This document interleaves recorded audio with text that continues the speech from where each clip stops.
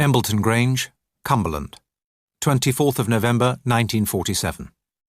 Dear Mr. Murchison, forgive me for this rather belated reply to your letter. You will, I am sure, understand why I found it hard to entertain your inquiry with any pleasure. You evoked painful memories which I have tried for 10 years to forget. You mentioned that you are working on a monograph on phobic disorders, by which I take it you mean abnormal fears. I don't think we will ever learn the truth of what happened at Gruhuken. However, I know enough to be convinced that something terrible took place. And whatever it was real. It was not the result of some phobic disorder. I don't know how you came by the knowledge that Jack Miller kept a journal on the expedition, but you are right, he did, although he never showed us its contents. No doubt the journal would explain much of what happened. But it has not survived, and I cannot ask Jack himself. I wish you well with your work. However, I must ask you not to apply to me again. Yours sincerely, Algernon Carlyle.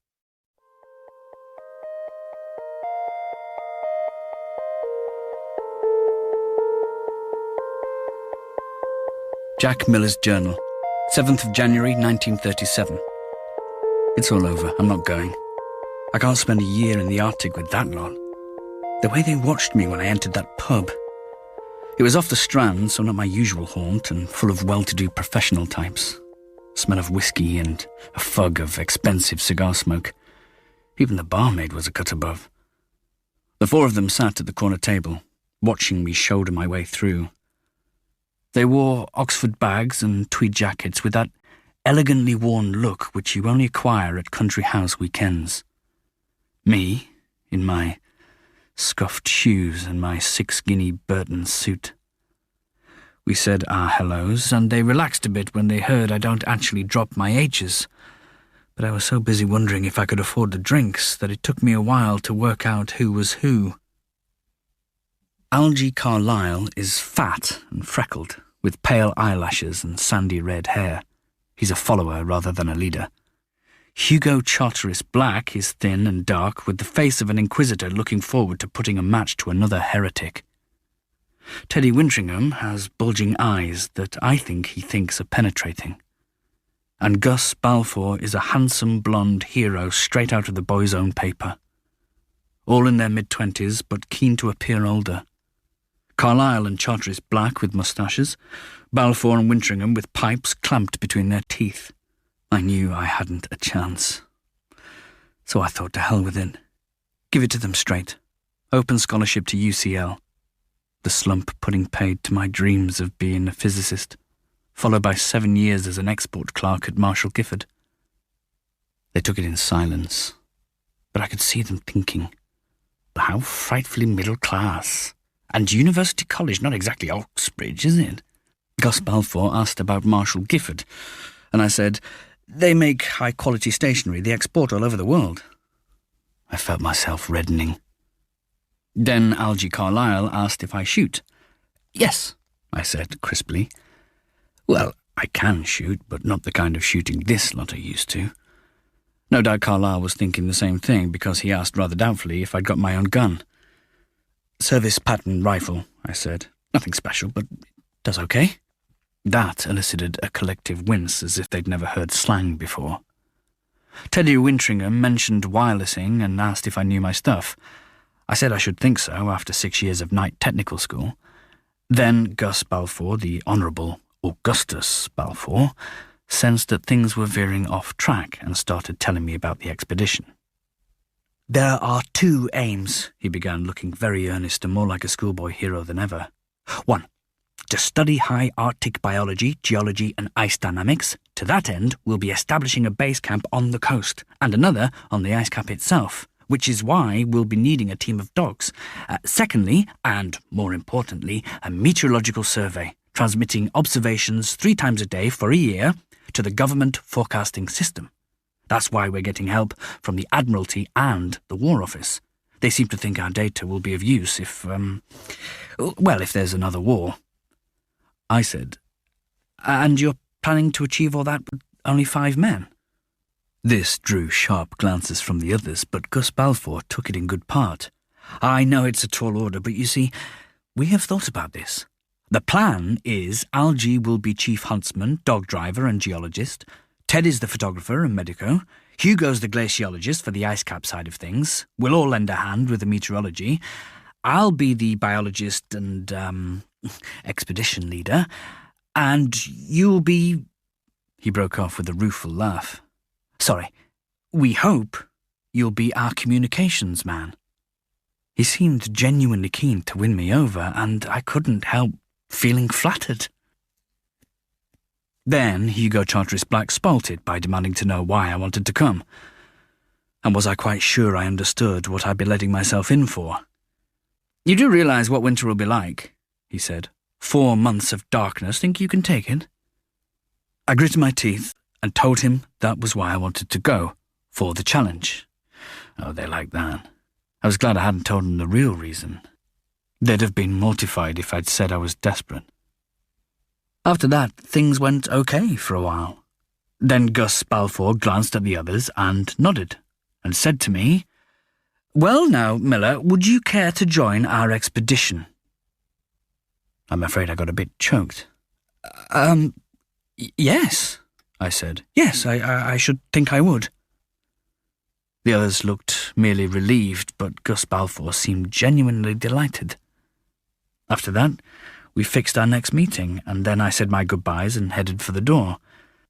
But at the last moment, I glanced over my shoulder and caught Teddy Wintringham's grimace and Algie Carlyle's fatalistic shrug. Not exactly a sahib, but I suppose he'll have to do. Later.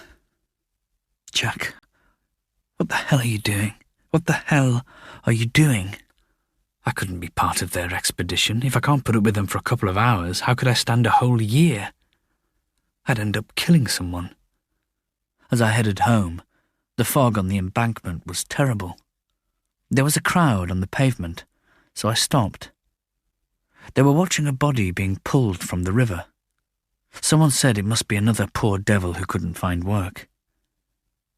You'd have thought that brush with mortality would have put things into perspective, but it didn't. I was still seething when I reached the tube station. In fact, I was so angry that I overshot my stop and had to get out at Morden and backtrack to Tooting. The fog was thicker in Tooting. It always is. I felt like the last one left alive. The stairs to the 3rd floor smelt of boiled cabbage and Jay's fluid. It was so cold I could see my breath. My room wasn't any better, but I had my anger to keep me warm.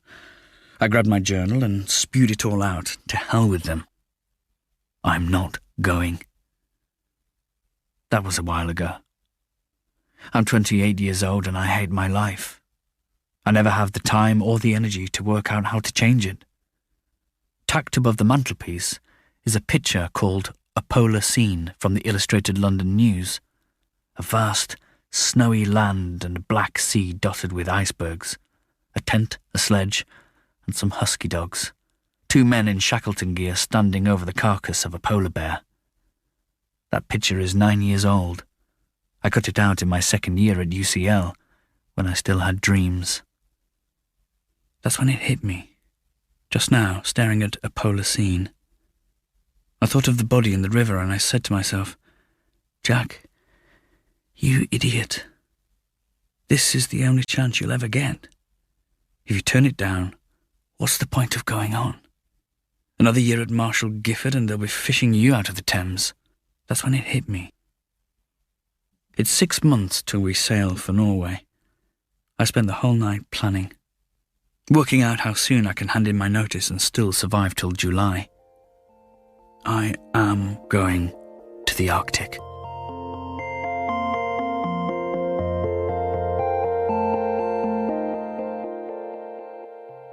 July 24th, the Grand Hotel, Tromsø, North Norway.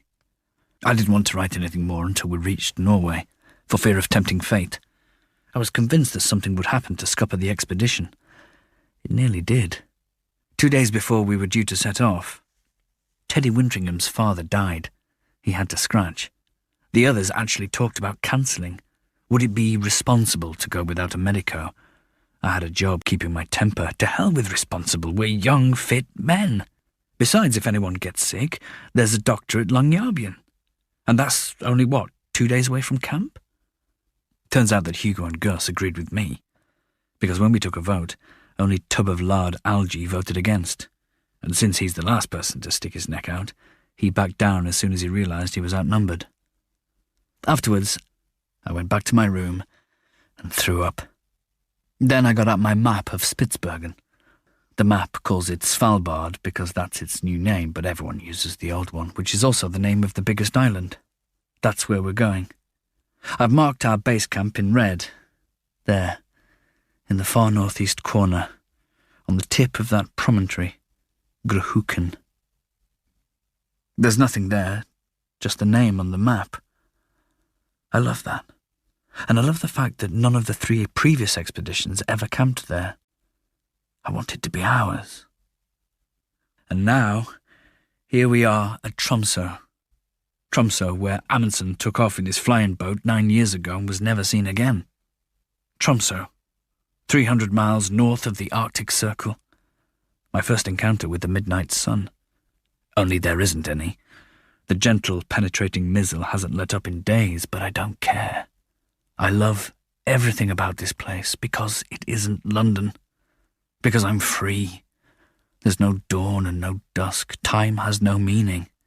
We've left the real world and entered a land of dreams. Months ago, Gus engaged the British vice-consul here as our agent. He's chartered a ship to take us to Grhuken. He's bought coal, boats and building materials for our cabin and had them dropped on the coast to be picked up later. He's bought a sledge and a team of dogs and got us permission from the Norwegian government to overwinter.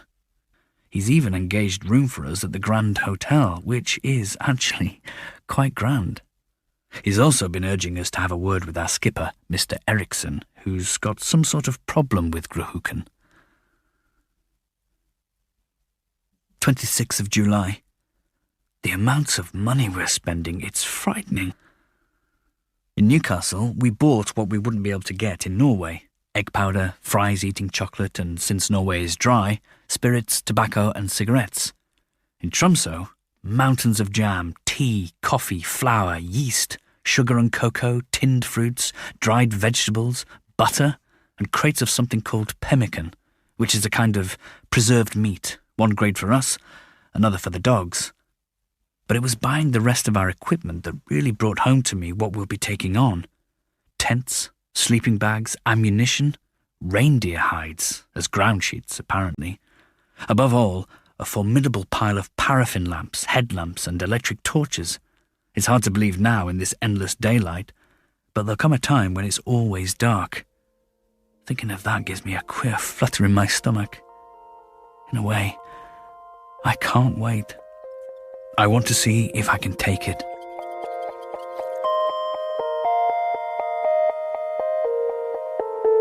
In the morning, we're joining our ship, the Isbjorn, and its skipper, Mr. Eriksson.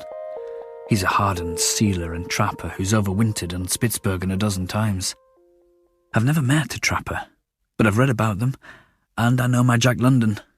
They're the real thing, battling the elements, shooting seals and polar bears. In Norway, people look up to them as true hunters, all of which I found a bit daunting. The books say the golden days of trapping were when Spitsbergen was a no-man's land. I still can't get over that. The idea that until a few years ago, a wilderness not far from Europe belonged to no one. That a man could literally stake his claim wherever he liked, without seeking permission from a living soul. Sounds wonderful. But it came to an end in 1925 when the islands became part of Norway. The stories they tell of that time. Marauding bears, lethal accidents on the ice, men going mad from the dark and the loneliness, murdering each other, shooting themselves. There's even a name for it. They call it Ra. And they talk of something called Isthavakolla, which seems to be an extreme form of Ra. It means the Arctic calls. That's when a trapper walks off a cliff for no reason. One time, not long ago, they found 4 men on Barents Island starved to death in their cabin, despite having piles of ammunition and guns in perfect working order. The man who wrote the book says they'd been too frightened to leave the cabin, for terror of the deadness beyond. It makes a good story, but how could he possibly know? 27th of July, the Isbjorn, somewhere in the Norwegian Sea. I'm writing this in my cabin. My cabin. Okay, it stinks of seal blubber and it's only slightly bigger than a coffin, but still. The Isbjorn's beautiful. A jaunty little sailing ship, just how I imagine the one in Moby Dick, only with a 50-horsepower diesel engine that belches greasy black smoke. Somehow, we got everything on board, and the crew didn't drop any of my wireless crates. They're safe in the hold, thank God, not on the deck with the dogs. Those bloody dogs. I know we need them for the camp on the ice cap, but I wish we didn't. According to Algae, Eskimo huskies are the toughest and the best able to stand the cold, which is why we had them brought all the way from Greenland.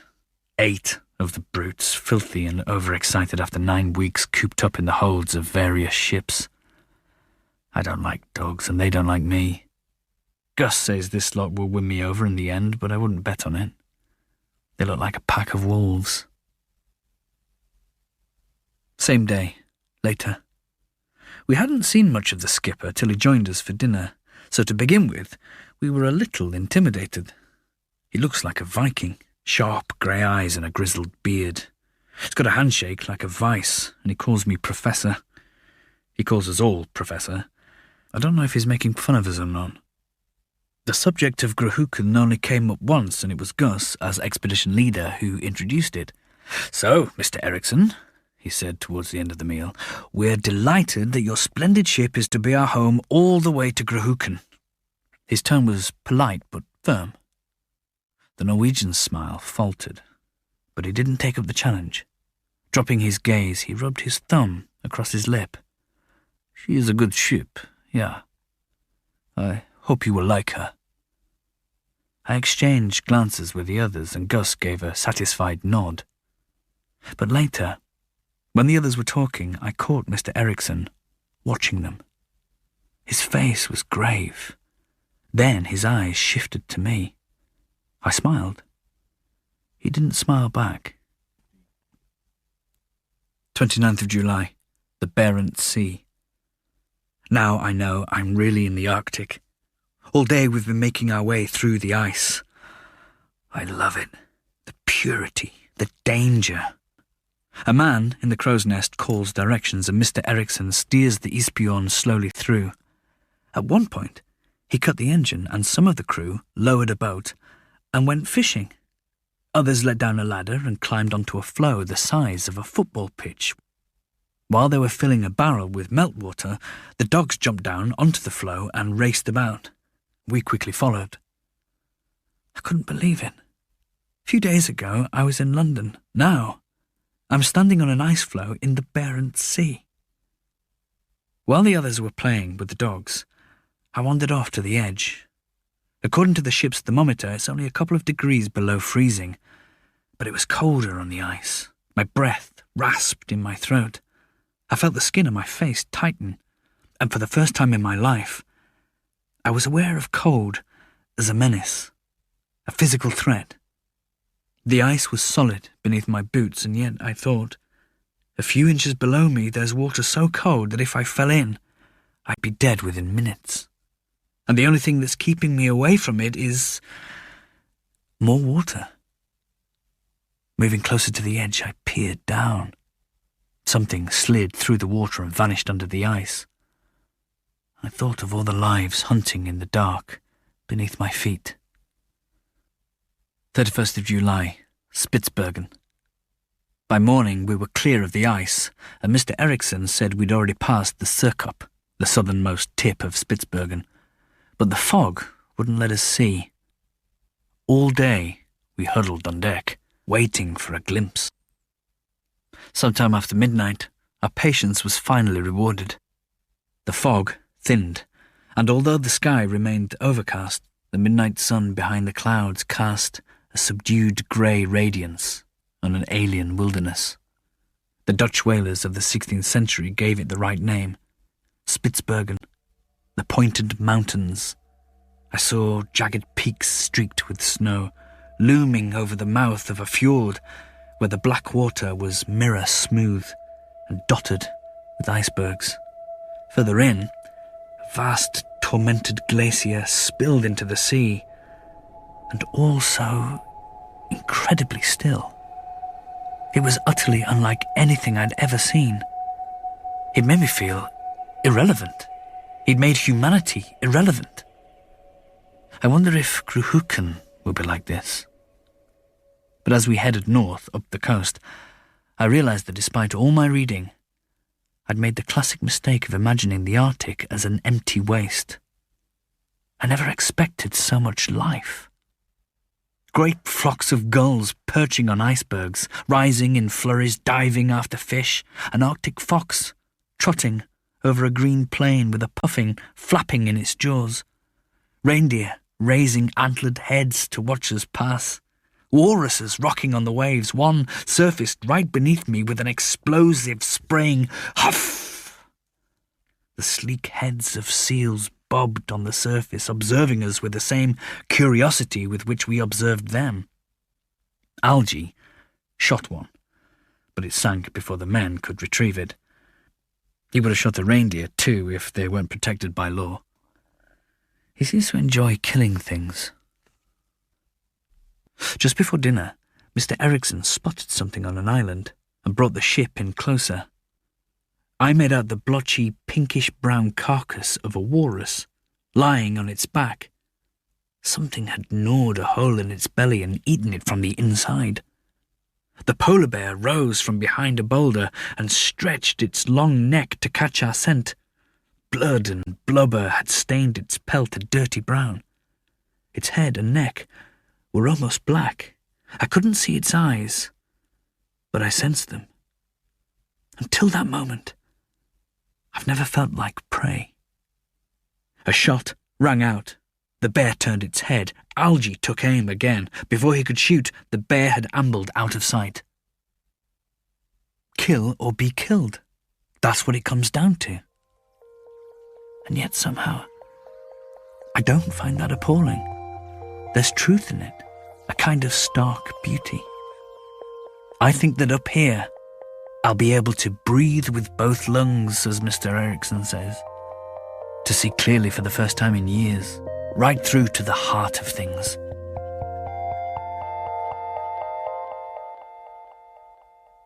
First of August, Advent Fjord, near Longyearbyen. Disaster. Hugo tripped on a coil of rope and broke his leg. The first mate splintered the leg and we carried Hugo down to his cabin. Mr. Ericsson, his face inscrutable, turned the ship about and set course for Longyearbyen. Gus, Algae and I squeezed into his cabin and tried to convince him that he hadn't let us down and endangered the whole expedition. Hugo said, "Right, here's what we do. You'll drop me off at Longyearbyen, where I'll find a berth on the next boat home, and you chaps," he lifted his chin, "will carry on without me." Silence. No one wanted to admit that they'd been thinking the same thing. 2nd of August, near Cape Mitra, northwest Spitsbergen. First Hugo, now this. This morning, Algae and I were on deck when Gus called us down to the saloon. We knew at once that something was wrong. Ericsson sat in stony silence, his hands spread flat on the table. Gus's face was set, his blue eyes glassy with anger. Gentlemen," he greeted us in clipped tones. "It seems that Mr. Ericsson here refuses to take us to Gruhuken." We stared at the skipper. He wouldn't meet our eyes. "He says," Gus went on, "that he'll take us as far as Raufjord, but no further." "But that's 40 miles short," cried Algae. "And he says," continued Gus, "that these were always his orders, that he's never heard any mention of Gruhuken." The blatancy of the Norwegian's lie astonished me. We pointed out that Raufjord has no ice caps, and we'd hardly gone to the trouble of bringing a sledge and 8 dogs if we didn't need them. He said he knew nothing of that. His ship had been chartered for Raudfjord, and to Raudfjord she would go. Behind his granite demeanour I sensed unhappiness. He hated reneging on his charter, so why was he doing it? Before I could say anything, Gus placed both palms on the table and leaned towards the skipper. His usual genial manner was gone. In its place I saw the assurance which comes from generations of command.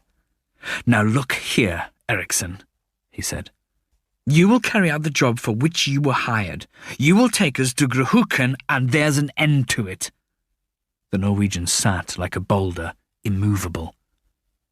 "Mr. Eriksson," I said, "do you remember I asked you why you chose to overwinter on Spitsbergen, and you said it's because there a man can breathe with both lungs? I took that to mean that you felt free to make your own decisions. Was I right?" He didn't reply, but I had his attention. "Don't you see? It's the same for us. We thought long and hard about where to site our camp, and we chose Gruhuken. We chose it. We made a decision." "You don't know what you are doing," he growled. "Then tell me," I urged. "Why don't you want to take us to Gruhuken? What's wrong with it?" His face darkened. He glared at me. For a moment, I thought he was going to tell me. Then he leapt to his feet and struck the table with both fists. "Helvetes fond! As you wish. To Gruhuken we go."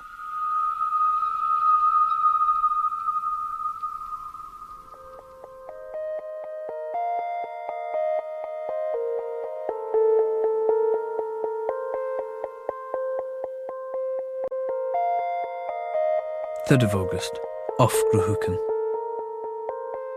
We had a clear run up the coast and round the northwest cape, although the weather remained overcast and foggy.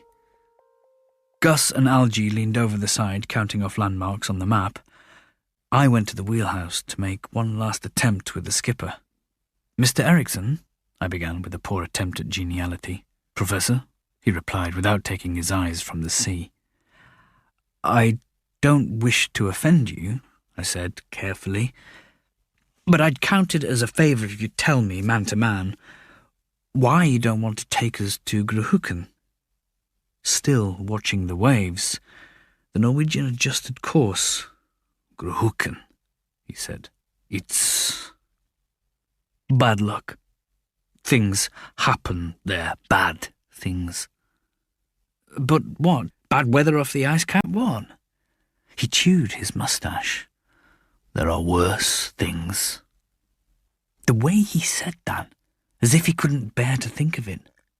Shouts from the deck. Gus and Algie were beaming and waving at me. "Look, Jack, look!" While I'd been talking to the skipper, the clouds had lifted. The fog had cleared. That first sight of it, like a blow to the heart, the desolation, the beauty. A fierce sun blazed in the sky of astonishing blue. Dazzling snow-capped mountains enclosed a wide bay dotted with icebergs. The water was as still as glass, mirroring the peaks. At the eastern end of the bay, tall cliffs, the colour of dried blood, were thronged with seabirds, their clamour muted by distance. At the western end, shining pavements of pewter rock sloped down to the sea, and a stream glinted, and a tiny ruined hut huddled among the boulders. The charcoal beach was littered with silver driftwood and the giant ribs of whales. Behind it, greenish-grey slopes rose towards the harsh white glitter of the ice cap. Despite the cries of gulls, there was a stillness about it, a great silence. And God, that light. For a moment I couldn't speak. I turned to Mr. Eriksson. He nodded and sucked in his breath like a gasp. "Ja, Gruhuken." 7th of August, Gruhuken. This morning we finished unloading the ship. Every night, Mr. Eriksson and the crew go back to the ship to sleep, but we're keen to take possession of Gruhuken. So, we've pitched our pyramid tent on the beach at the head of the bay. I was a bit put out to learn that there had been others here before us. Gus found the ruins of a small mine on the slopes behind camp. He brought back a plank with what looks like a claim, roughly painted in Swedish. To make the beach safe for the dogs, we had to clear a tangle of wire and gaffs and some large rusty knives, all of which we buried under stones. And there's that hut, crouched among the boulders in a blizzard of bones. Gus asked Mr. Eriksson about it. So, were there trappers here too, or was it the miners who left all the bones? The Norwegian hesitated. Trapper first, miners later. And after them, no one, I said. Mr. Eriksson did not reply. I'm glad to say the relations with him have improved, and he and his crew have worked like demons to help us set up camp. Almost, Gus remarked, as if they've a deadline to meet. And maybe they have. With every day that passes, the midnight sun dips nearer the horizon. In a week, on the 16th, it'll disappear for the first time, and we'll experience our first brief night. Mr. Eriksson calls it first dark. I've told the others what he said about Gruhuken being unlucky. Gus was briskly dismissive, and Algie said I shouldn't indulge a man's penchant for superstition. Secretly, though, I think they were relieved that it wasn't worse. This morning, after the last crate was brought ashore, the Isbjorn set off on the 40-mile trip to collect our boats, coal, and the materials for the cabin. It's good to be on our own, a sort of dress rehearsal. I never expected this, but I feel at home here. I love Gruhuken. I love the clarity and the desolation. I'm happy. 8th of August. After breakfast, we decided to take a proper look at the hut among the boulders. A grim little place. Squatting in its drifts of bones. The dogs didn't like it either. They nosed about edgily, then raced off along the beach to investigate our tent. The hut itself was about 6 feet square. In front of it stood a driftwood post planted in a cairn of stones. Algie said it was a bear post for luring bears to the trapper's gun. I've never liked confined spaces, and as I crawled in, my spirits sank. The smell was thick in my throat, rotten seaweed and something else, as if something had crawled in here to die. Suddenly I felt desolate. I crawled out quickly and inhaled great gulps of salty air. 11th of August. The ship got back as scheduled, and we spent 2 days unloading, finished today, and would have made a start on the cabin if it hadn't been for Eriksson. While he was away, we decided to build it where the old hut is, at the western end of the bay. It's conveniently near the stream, and the boulders give shelter from the winds off the ice cap, and it's far enough from the bird cliffs to ensure that my radio masts get decent reception. But as far as he's concerned, we need to be east, practically under the bloody cliffs. You're leaving the mining ruins alone. You should leave this too. The mining ruins aren't in the way, I said. That hut most definitely is. But if I'm honest, I want that hut gone because I simply can't bear the thought of it. Some places drag you down, and that's one of them. Next day. It's gone. Though we had the devil of a job tearing it down. For some reason, none of the crew wanted to touch it, so we had to pay them double, and Eriksson had to have a stern word with them in Norwegian. Nothing's left of it now except for the bear post, which Algie told them to leave, as he wants to use it as a flagpole. I pointed out that we haven't got a flag, and he tapped the side of his nose and said, "Not yet." God, he can be irritating. Why Gus should regard him as his best pal, I've no idea. 15th of August, the cabin at Gruhuken. The cabin is finished, and we've moved in. My radio masts stand a few feet to the west, and beyond them is the Stevenson screen for the meteorological measurements. We've fenced that in to keep out the dogs, and set a line of posts with ropes slung between them all the way to the porch. As Mr. Erickson says, we'll need this in bad weather. The emergency storehouse is way off near the cliffs, and we've planted the dog stakes in front of the cabin so that we can keep an eye on them. Before we're even half unpacked, I ran a test on my wireless equipment. It works, thank God. My heart was in my mouth as I started the petrol engine for the big transmitter. When the valves began to glow, the sweat was pouring off me. Shakily, I tapped out our first message to England. It's childish, I know, but I did enjoy impressing the others. The small Gambrel transmitter also works perfectly, as does the Edison receiver, which I got going in time for the BBC national programme. George Gershwin is dead, and the Japanese have bombed Shanghai. It all seems very far away. 16th of August, midnight, first dark. The Ispion has finally gone and we're on our own. Around noon, we had lunch with Mr. Erickson. Gus opened 2 bottles of claret and a box of cigars, and he became quite jolly. Gave us advice on getting through the dark time. Walk every day. Keep a routine. Don't think too much. He added that if we ever got into difficulty, there's a friend of his, an experienced trapper called Nils Bjørvik, overwintering on Videfjord, 20 miles to the west. He made quite a point about that. After lunch, I went for a walk upstream past the mining ruins. As I climbed, I realised that I'd forgotten my gun. I thought of bears and started back. I'd come further than I'd intended, and below me, out in the bay, the Ispion was tiny. The sky was a strange, sickly yellow. The sun was sinking into the sea. In a few minutes, for the first time, it would disappear. In the bay, an oar flashed. A rowing boat was taking a party of men back to the ship. I would have to hurry or I'd miss saying goodbye to Erickson. Twilight came on as I scrambled over the stones. I was still 500 yards above camp when I saw a man standing in front of the cabin, by the bear post. His back was turned, but I could tell it wasn't Algy or Gus. It must be one of the crew, taking a last look at the cabin he'd helped to build. The sun was in my eyes, but I made out that he wasn't dressed like a sealer. Instead of overalls, he wore a tattered sheepskin coat and a round cap and ragged boots. I called out to him, "Hello there! You better get down to the boat so you'll be left behind."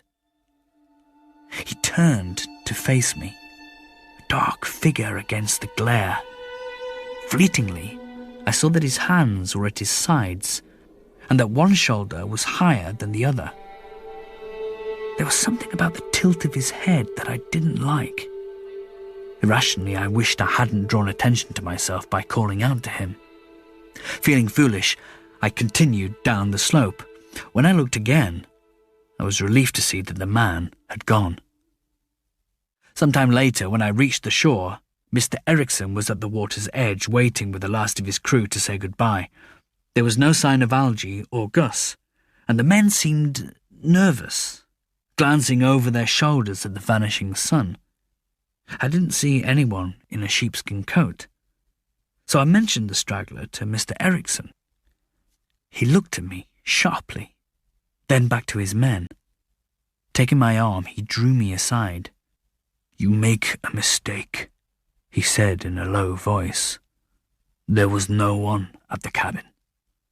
Just then, Gus and Algy came running down, bearing our parting gift of claret and cigars. Erickson thanked them back. When it was my turn, he took my hand and crushed it in his bear's grip. "Good winter, Professor," he said, his grey eyes holding mine. At the time, I couldn't make out his expression, but now I wonder if it wasn't pity. Then he was in the boat and his men were pushing off. As it rocked over the waves, he glanced back. Not at us, but behind us to the cabin. The three of us stood and watched the boat reach the Ispion. By now, all that remained of the sun was a crimson slash on the horizon. Suddenly, Algy clapped his hand to his forehead, then turned and raced up the beach. When he reached the bear post, he hoisted the flag he'd almost forgotten, a dead fulmar which he'd shot that morning. Out in the bay, the Ispion dipped her ensign in reply.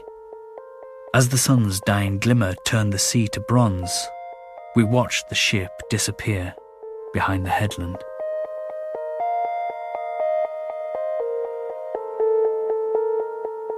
28th of August.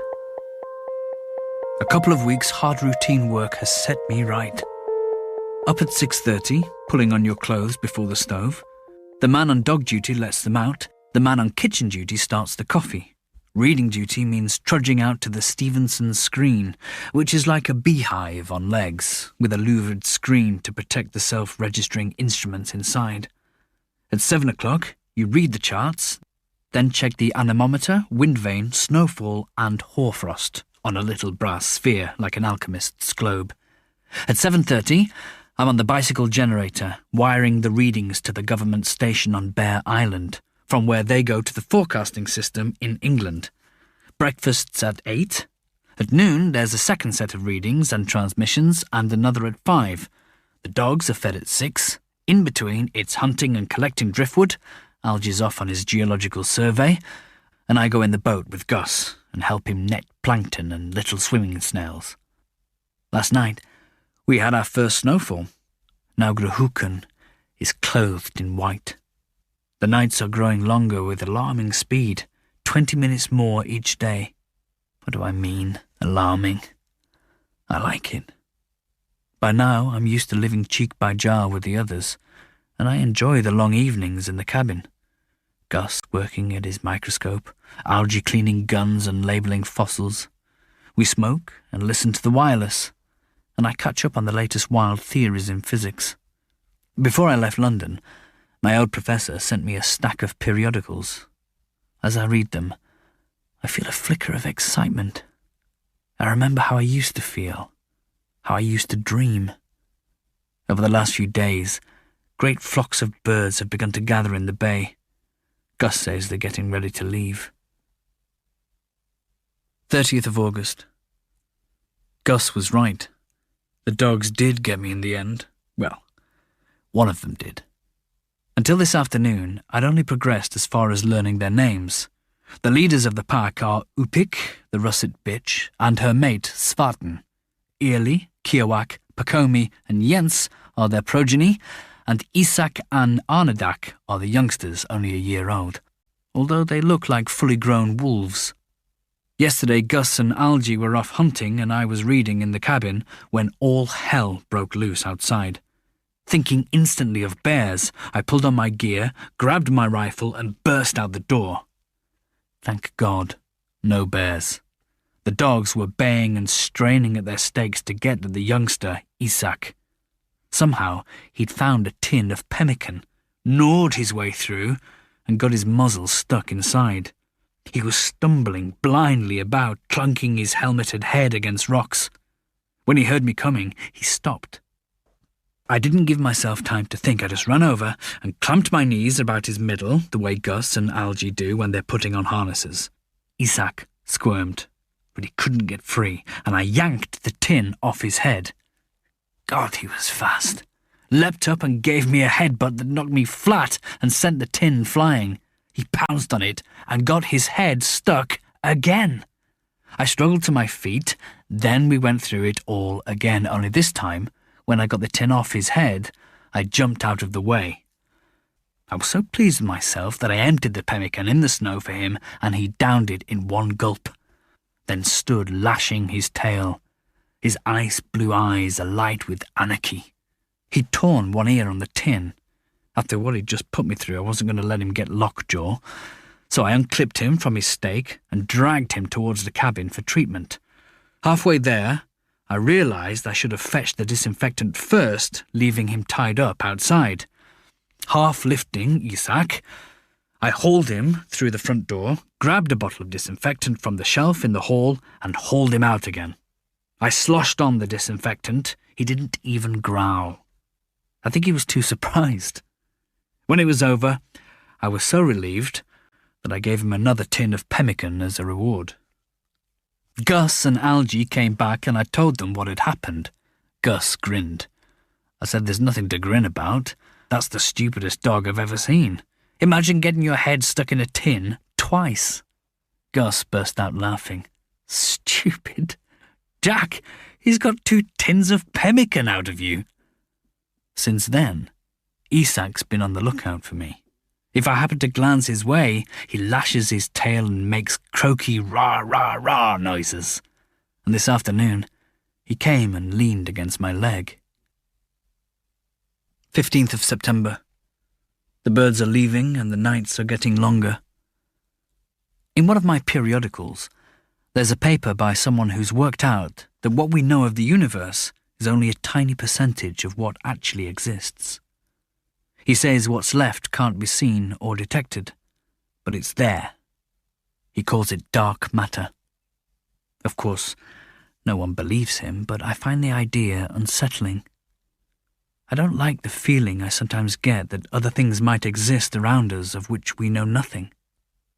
In a month, on the 16th of October, we'll see the sun for the last time. There'll still be some light for a few weeks after that, because at noon, the sun won't be all that far below the horizon.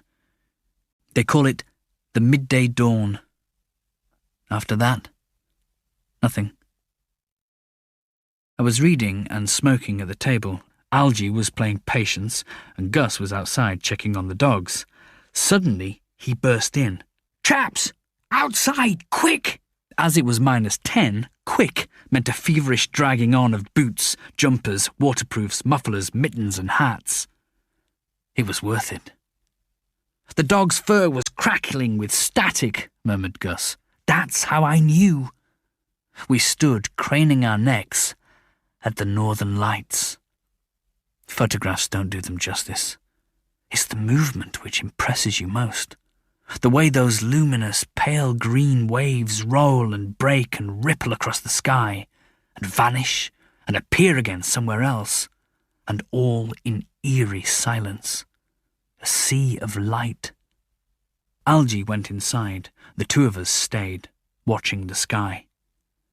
Gus said quietly, "Hard not to be moved, isn't it?" I grunted. With his heel, he hacked at the snow. I read somewhere that the Eskimos believed they're the torches of the dead, lighting the way for the living. He hesitated. They say that if you whistle, the souls of the dead will draw nearer. I threw him a sharp glance, but he was staring at his boots. "Do you believe in any of that, Jack?" His face was grave. "Believe in what?" I said guardedly. "Spirits brandishing torches?" No, of course not. I mean, unseen forces, that sort of thing." Embarrassed, he hacked again at the snow. I guessed what he meant by that sort of thing, but I didn't want to talk about it. Not in the dark. So I pretended I didn't understand. "I believe in the wind," I said. "That's an unseen force, and radio waves." For a moment he was silent. Then he snorted a laugh. "Very well then, be the literal-minded scientist." "I'm not," I replied. To prove it, I told him what I'd been reading in the professor's periodicals. 6th of October. We're down to a few hours daylight. Dawn comes, and deep down, you can't help believing that there's a full day ahead. It's a shock when you realise that the light's already on the turn, and soon it'll be night again. It's hard to get used to, that sense of the dark gaining ascendancy, waiting to take over. The birds have gone. The cliffs are silent. There's a sense of something waiting. 16th of October. I've seen it. Writing the words makes me break out in a cold sweat, but I have to set it down. I have to make sense of it. The sky cleared just before noon, so we got our last sight of the sun. It was Gus's turn to take the readings at the Stevenson screen, but I went with him to watch the sun rise and set, which by now is pretty much the same thing. Algie stayed inside. He said it would spook him to see it go. Twilight. Behind the bird cliffs, the red glow of dawn, but to the west, it was night. The cold glimmer of stars. The sea was dark purple, vivid and strange. Because of the cliffs, we couldn't see much. We saw the sky turn bloody and inflamed as the sun struggled to rise. We saw a sliver of fire, an abortive dawn. The sun sank back, defeated. Gone. So, that's that, Gus said quietly. Are you coming in? In a bit. I still had time before I was due to transmit the readings. The moon wasn't yet up, but there was still enough light to see by. No wind. Out of nowhere, for no reason, I was afraid. Not merely apprehensive, this was deep, visceral, pounding dread. My skin prickled, my heart thudded in my throat. My senses were stretched taut. My body knew before I did that I was not alone.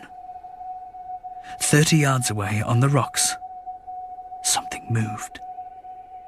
I tried to cry out. My tongue stuck to the roof of my mouth. It crouched at the edge of the rocks. It was streaming wet. It had just hauled itself from the sea, and yet the stillness was absolute. No sound of droplets pattering on snow, no creak of waterproofs as it rose. Slowly, awkwardly, it stood. It faced me. Dark, dark against the sea. I saw its arms hanging at its sides. I saw that one shoulder was higher than the other. I saw its wet, round head. I knew at once that it wasn't some trapper from a nearby camp, or a polar mirage, or that hoary excuse, a trick of the light. Behind me, the cabin door creaked open. Yellow light spilled onto the snow. "Jack!" Gus called. "It's nearly 12:30, the transmission!" I tried to reply.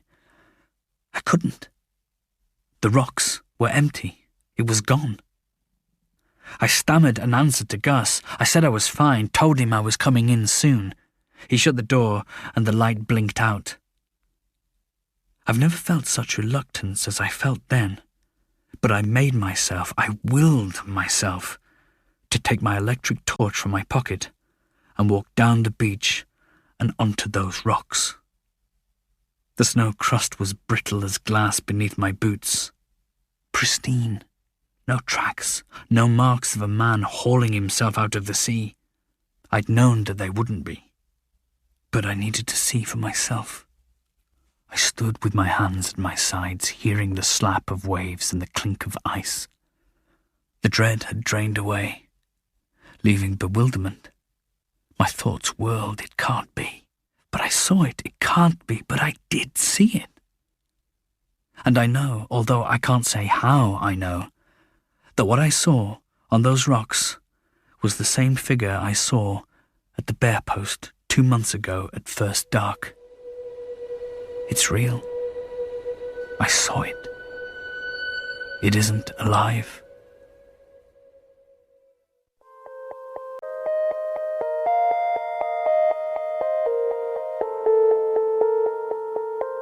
"17th of October. All day I've been trying to get it straight in my mind. What did I see? Should I tell the others? It was Algie's turn to do the readings, thank God. I was on kitchen duty. I clung to it the way they say a drowning man clings to straws. I didn't set a foot outside the cabin, except to go to the outhouse. I'm writing this in my bunk.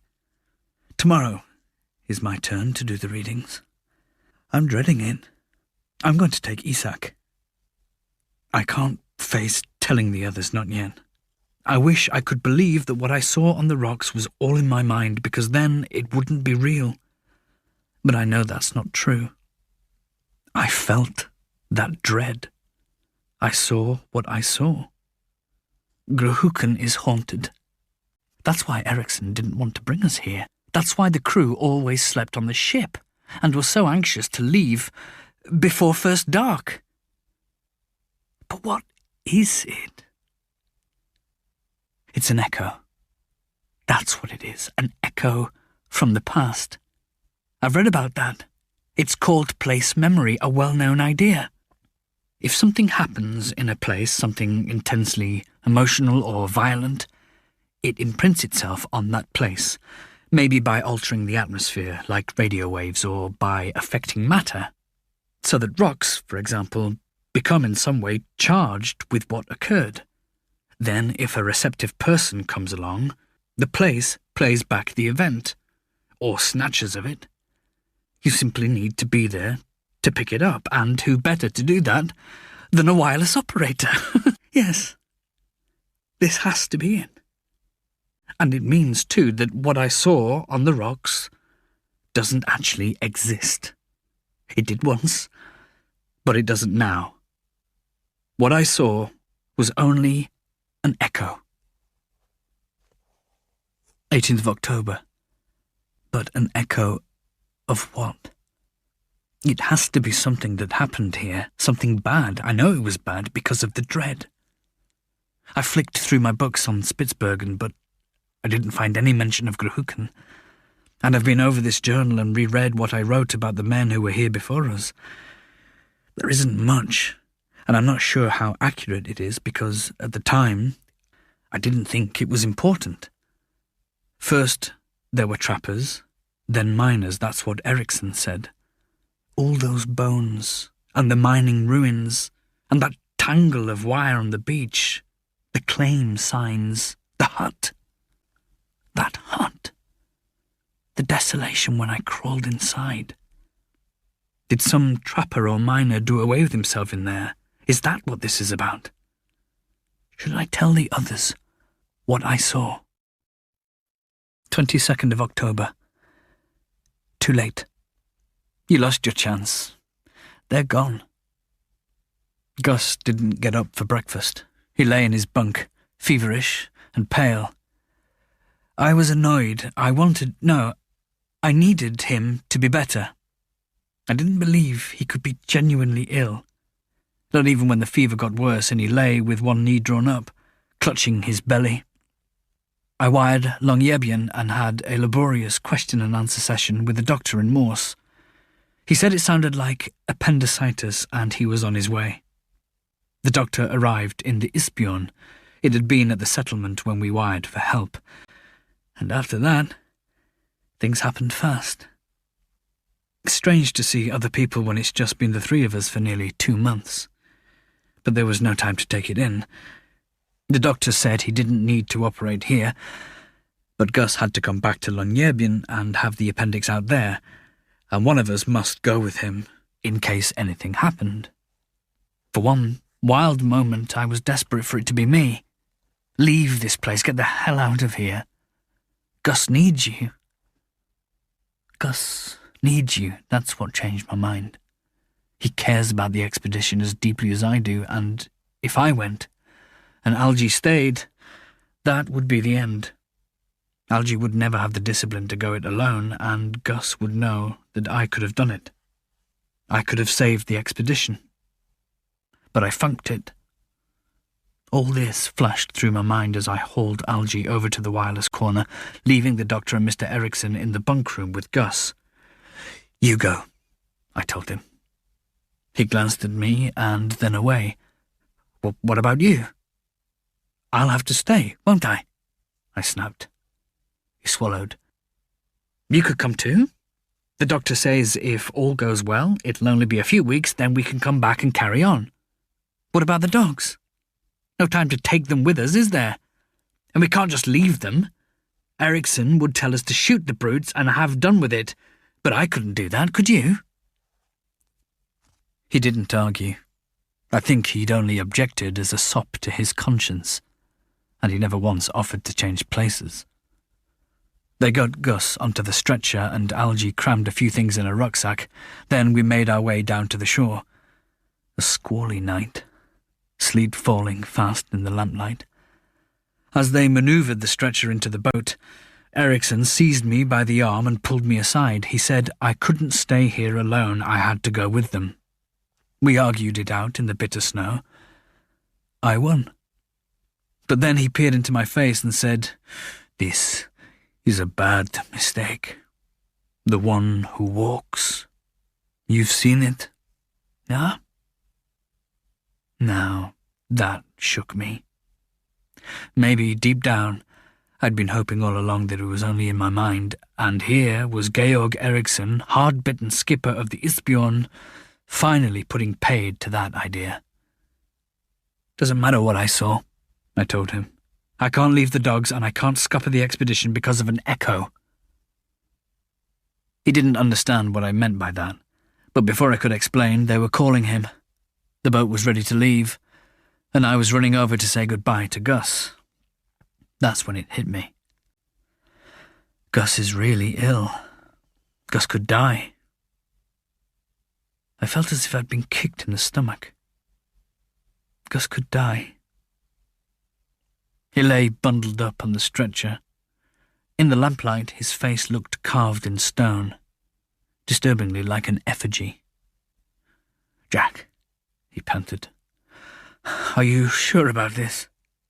You can still change your mind and come with us." "No, I can't," I said as gently as I could. "Don't worry, just get better." He licked his lips. "Good show." And it was a good show I put on as I stood in the shallows watching the lights of the Isbjorn heading west. Jack Miller, saviour of the expedition, heroically holding the fort till the others return. The lights blinked out. Quite suddenly I was alone, with the grey sea sucking at my boots, in this night that has no end. But I'm not alone here, not really. I've got the dogs, and the wireless, and there's that trapper in Videfjord if I ever need help. I'm protesting too much, I know that. But the thing to remember, Jack, is that it's only an echo. It's like a footprint or a shadow. It can't hurt you. All it can do is frighten. 23rd of October. Well, I got through the first day. Routine, that's the ticket. Readings at 7, noon and 5 o'clock, transmissions half an hour after. I've had the dogs with me, and so far, no problems. The worst thing about being alone is that when I go out to the Stevenson screen or for my walk with the dogs, I can't leave the stove lit or a single lamp burning in the cabin in case of fire. It means I return to a cold, still, dark cabin. There's a sliver of moon, but soon there'll be none. I'm going to hang a storm lantern from the antlers over the porch. Last night I tried the gramophone, then the wireless, but the disembodied voices made me feel more isolated. So instead I sat and read, with the hiss of the lamps and the crackle of the stove, and the tick of Gus's travelling alarm clock. I miss Gus more than I've ever missed anyone, and I hate Algie for being with him when I'm not. Over the weeks, I've struck up an acquaintance with the operator at the meteorological station on Bear Island. His name is Olsen. He's got a wife and 2 little girls in Buda, and he misses them. But since the others left, I haven't wanted to chat. I don't like being on the bicycle generator with the headphones on and my back to the room. I don't know what's happening behind me. Although, of course, nothing is. 24th of October. Without daylight, terms such as morning, noon and night have no meaning, and yet I cling to them. I impose them like a grid on the formless dark. I know that evening is merely the stretch between the transmission at 5:30 and the reading at 7 in the morning. All quiet today. Nothing untoward to report. Again, I've gone through all our books on Spitsbergen in case I missed something about what happened here. One of them was published in 1913. It describes Spitsbergen as a miner's paradise. Rich coal seams easily dug.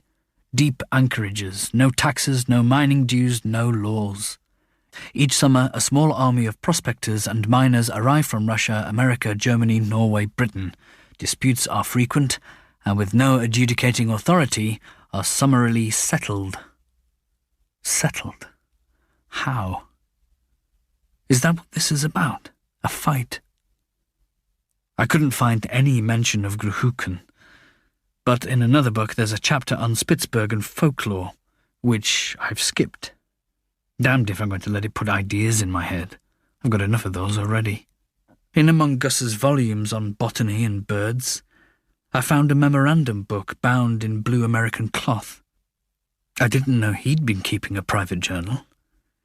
Gave me such a jolt to see his handwriting. Sounds ridiculous, but I got all choked. I put the journal back where I found it. Unread, of course. 25th of October. Amazing news. A transmission from Longyearbyen. Gus op success, stop. All fine, stop. Have wired his people, stop. Bear up, old chap, back soon, stop. Algae, stop. When I received the transmission, I was so relieved that I could hardly take down the words. It was a clear day, with enough light at 11 to justify calling it that, so I took the dogs for a run on the beach. My God, what would I do without them? They're the liveliest, most affectionate creatures. I love the sound of their paws pattering over the snow as they hurtle off to investigate things, then hurtle back to tell me about it. To think that I wanted to leave them behind. Later. There's a thin film of ice on the bay. When I threw a stone, it shattered into long, jingling slivers. The tide will disperse it. But I've got to face facts.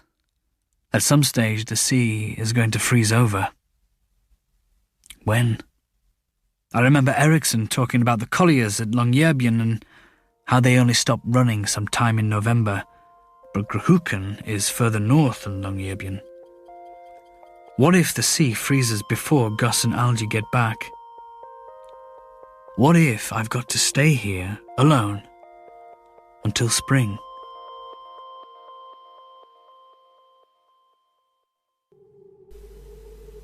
You're listening to the Mysterious Magpie channel. Please subscribe.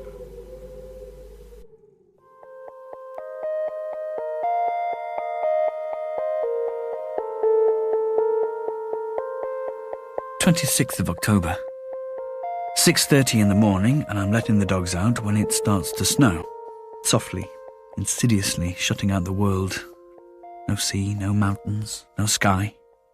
The dogs appear and disappear in the greyness like shadows. I bless Ericsson for making us put up those guide ropes.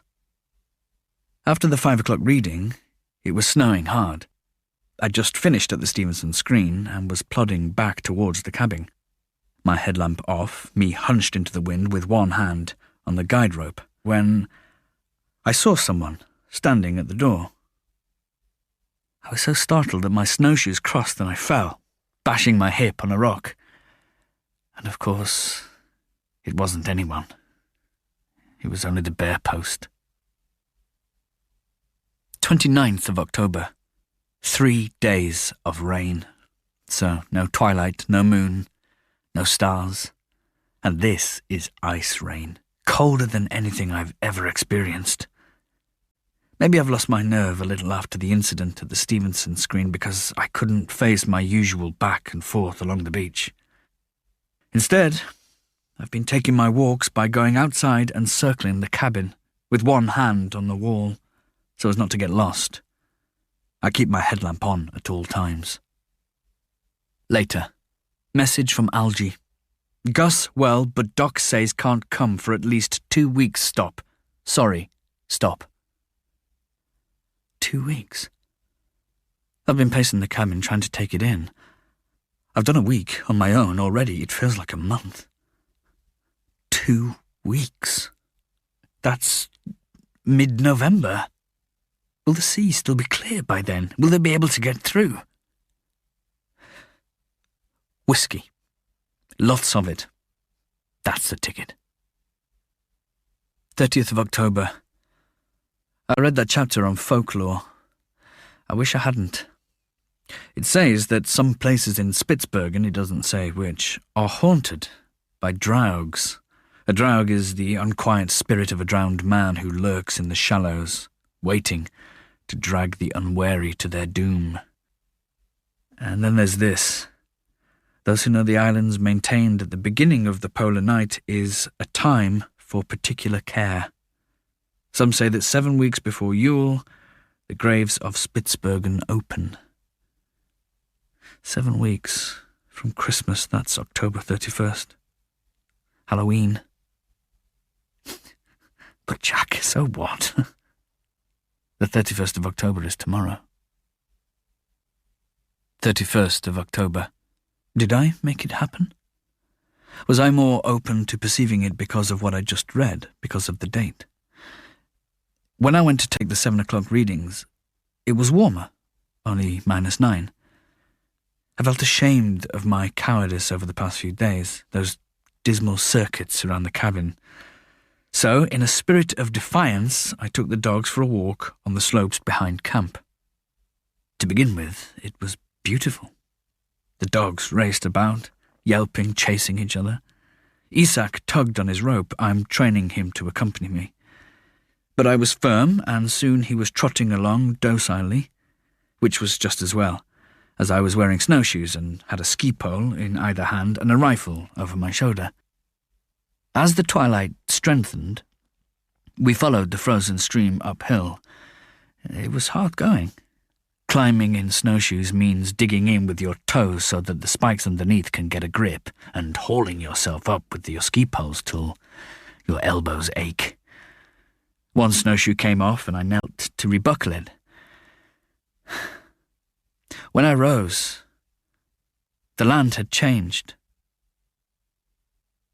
I don't know how I lost the trail, but I did. In disbelief, I looked about me. Gone. I took the torch from my pocket and tried that. No good. Like the headlamp, the beam scarcely lit a yard in front. Downhill, I told myself. But around me I saw only grey, and with all contrast gone, it was impossible to make out the lie of the land. I swayed. I couldn't tell up from down. I headed off again. My snowshoes slid on an icy patch. At the same moment, Isak caught a scent and lunged forward. I fell. The rope slipped out of my hand. He was gone. "Isak!" I shouted. My voice sounded muffled. He didn't come back. Cursing, I groped for my ski poles and struggled to my feet. The fog pressed on me from all sides. "No, Jack, this is the wrong way. You're going uphill." I backtracked, but there were no recognizable features to backtrack to, and by now my trail was a mess of churned snow. No use following that. Lost. I willed myself to keep calm, think logically. How do you tell up from down? Answer, you kick the snow ahead. If you can see where it goes, there's a level ground in front. If not, there's a drop. Then I remembered the compass in my pocket. Idiot. All you've got to do is head northeast and you'll reach the sea. I dropped the bloody thing in the snow. I scrambled for it, whipped off my mittens, found it. The arrow didn't move. Not broken, surely not broken. I jiggled it. The arrow swung wildly. My hand was trembling. I couldn't hold the compass steady. I set it on a rock. The arrow swung round, wavered, and went still. There. That way. Gasping, I stumbled downhill to the beach. At last, I made out the bare post, and beyond it, the miraculous glimmer of the lantern over the porch. I shouted for the dogs. No response, but that was okay.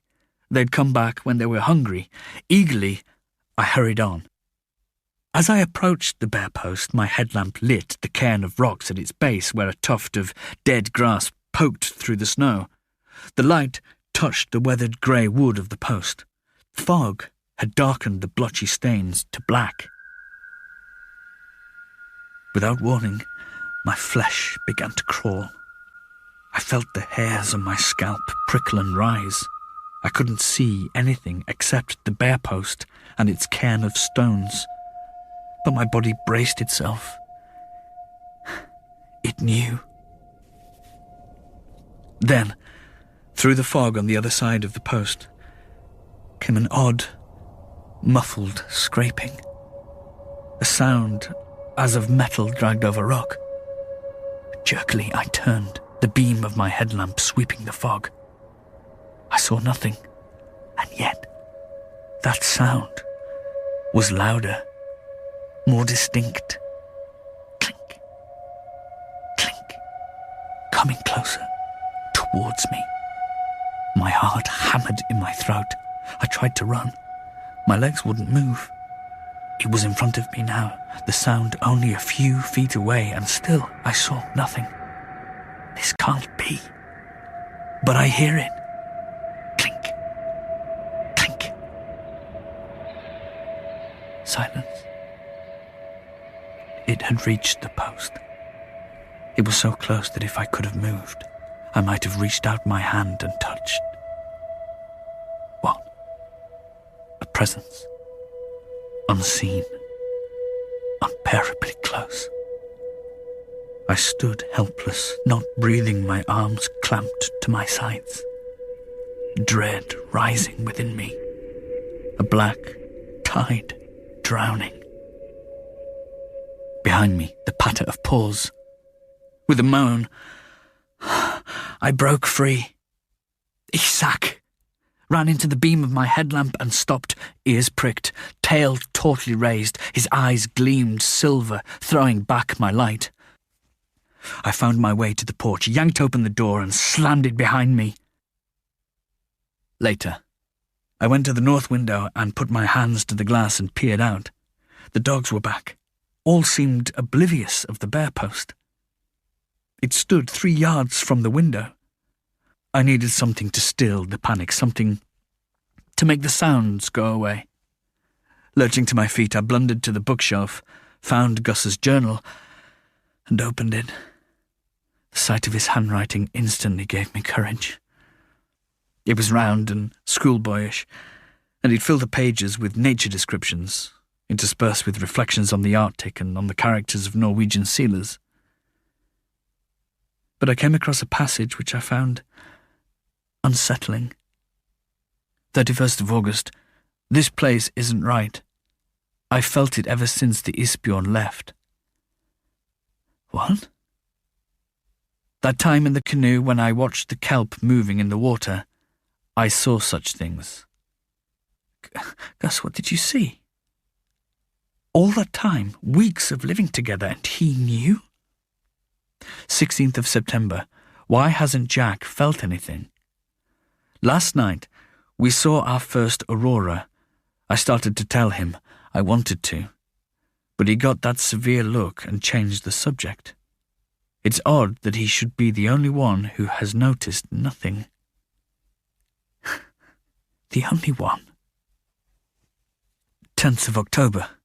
Poor Algie. This morning I dragged him off for a walk, and he confessed everything. He said, "This place is giving me the pips. There are times when I feel sort of watched. And once on those rocks I had the most dreadful thought, or rather not a thought, but an image in my head. I saw knives. I don't want to say any more. And I smelt paraffin, I swear I did. I was desperate to get away, but I couldn't move. It was as if I were bound hand and foot. That image is still in my head. I can't seem to get rid of it." Now that winded me. Not fat, insensitive Algie. A scrawled entry for the 14th of October. This morning Algie told me he started to hear things. I badgered him for details, then wished I hadn't. I refused to write them down, they're too horrific. And what unsettles me most is that they closely resembled what I experienced in the canoe. I skimmed the remaining pages, but there was nothing more until just before Gus fell ill. "I've begun to realise," he wrote on the 18th, "that prolonged darkness can affect the mind in ways I'd never anticipated. There's a lifeless stillness about this land which affects one shockingly. Perhaps I'm developing, what did Jack call it? Ra. The extraordinary thing is that what I experienced in the canoe felt so intensely real, but of course it wasn't. No doubt that's in the nature of hallucinations that they seem so real." I sat, stunned, staring at his writing on the page. "Oh, Gus, whatever you experienced, you didn't imagine it. And there are worse things than hallucinations. What I heard at the Bear Post had objective reality. It was a lingering trace of some act of savagery which was once perpetrated here at Grahuken. An act of savagery. Why did I write that? Because of the dread I felt. I wouldn't have felt that dread if something appalling hadn't happened here. But what you must remember is that whatever it was, it's in the past. Whatever you experienced was only an echo. It was simply an echo." 31st of October. Later. I haven't been near the Bear Post since it happened. To reach the Stevenson screen, I took the back way, turning right out of the porch and looping round behind the cabin. I'm going to do that from now on. What I've got to remember is that others have overwintered here and they too must have experienced things, but they managed. Well, so shall I. I won't let this beat me. So I've decided on a few ground rules. First, I'll no longer kennel or tether the dogs, but will let them roam freely around camp. I'll wedge the door of the doghouse open so that they can come and go as they please, but still have shelter. I don't think they'll come to any harm. They were bred for the Arctic. Second, I'll draw up a ration plan. It'd be unthinkable if Gus and Algie returned to find that I'd squandered our supplies. Third, I'll cut down on the drinking. Okay, that one starts tomorrow. Fourth, no more than 9 hours sleep a night. In this endless dark, one can easily sleep 12 hours or more. But that must be resisted. I have to maintain a structure. 1st of November. A good day. I slept the regulation 9 hours without dreaming, and was woken by Gus's alarm clock. Things would be back to normal if it wasn't for a ridiculous habit I've developed of peering out of the north window to check on the Bear Post. It's ludicrous, I know. But I need to reassure myself that it isn't quite as close to the cabin as I'd thought. Outside it's -9 with a south wind hissing over the snow. The barometer is falling. I wonder if we're in for a storm. 2nd of November. I was finishing breakfast when it occurred to me that since waking up, I'd already checked the post at least a dozen times. That did it. I slammed down my mug. This has got to stop. Running to the bunk room, I grabbed an armful of blankets and hurried about, tacking them over the windows. It worked for about an hour. Then I drew back a corner and peered out. And of course the post was where it's always been. A little closer than I'm comfortable with, but no more and no less than it was before. Later. I've just come in from the 5 o'clock readings, and I don't know what to make of it. I trudged round the back of the cabin to the Stevenson screen. Isak came with me and came back with me too, and we followed the guide rope to the radio masts, then looped behind the cabin. We turned the corner past the outhouse and were heading for the porch when something brought me up short. Surely the Bear Post was slightly closer than before. I walked to the north window, then turned and paced from there to the Bear Post and back. 2.5 paces, only 2.5. Before, it was 3. Unless I'd unwittingly lengthened my stride, which is perfectly possible, but I couldn't bring myself to try again. 3rd of November. Today was awful. When I wasn't peering through the window, I was telling myself not to look, which meant that even when I was doing something else, it was constantly on my mind. It was so exhausting that after lunch I had to take a nap. I woke at 3, bleary and thick-headed. The first thing I did was to drag myself to the window for another check. I was about to peel back the curtain when I realised what I was doing. "Jack, if you keep on like this, you'll lose your mind." Dragging on my clothes, I grabbed a torch and an axe and flung myself out into the dark. The dogs surged around me, sensing that something was up. "I'm not having it," I panted. I kept saying it over and over like a protective charm, as I swung the axe and chopped the bloody thing down. I aimed low to avoid the dark stains higher up. Didn't want my axe touching them. The post was hard as granite. Didn't want to be chopped down. The dogs stood behind me in a huddle, silent for once. When at last the post groaned and crashed into the snow, they raced off with their tails between their legs.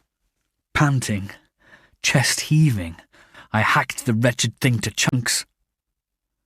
I left them lying in the snow. I should have done this weeks ago. Later, the storm blew up an hour after I chopped down the post.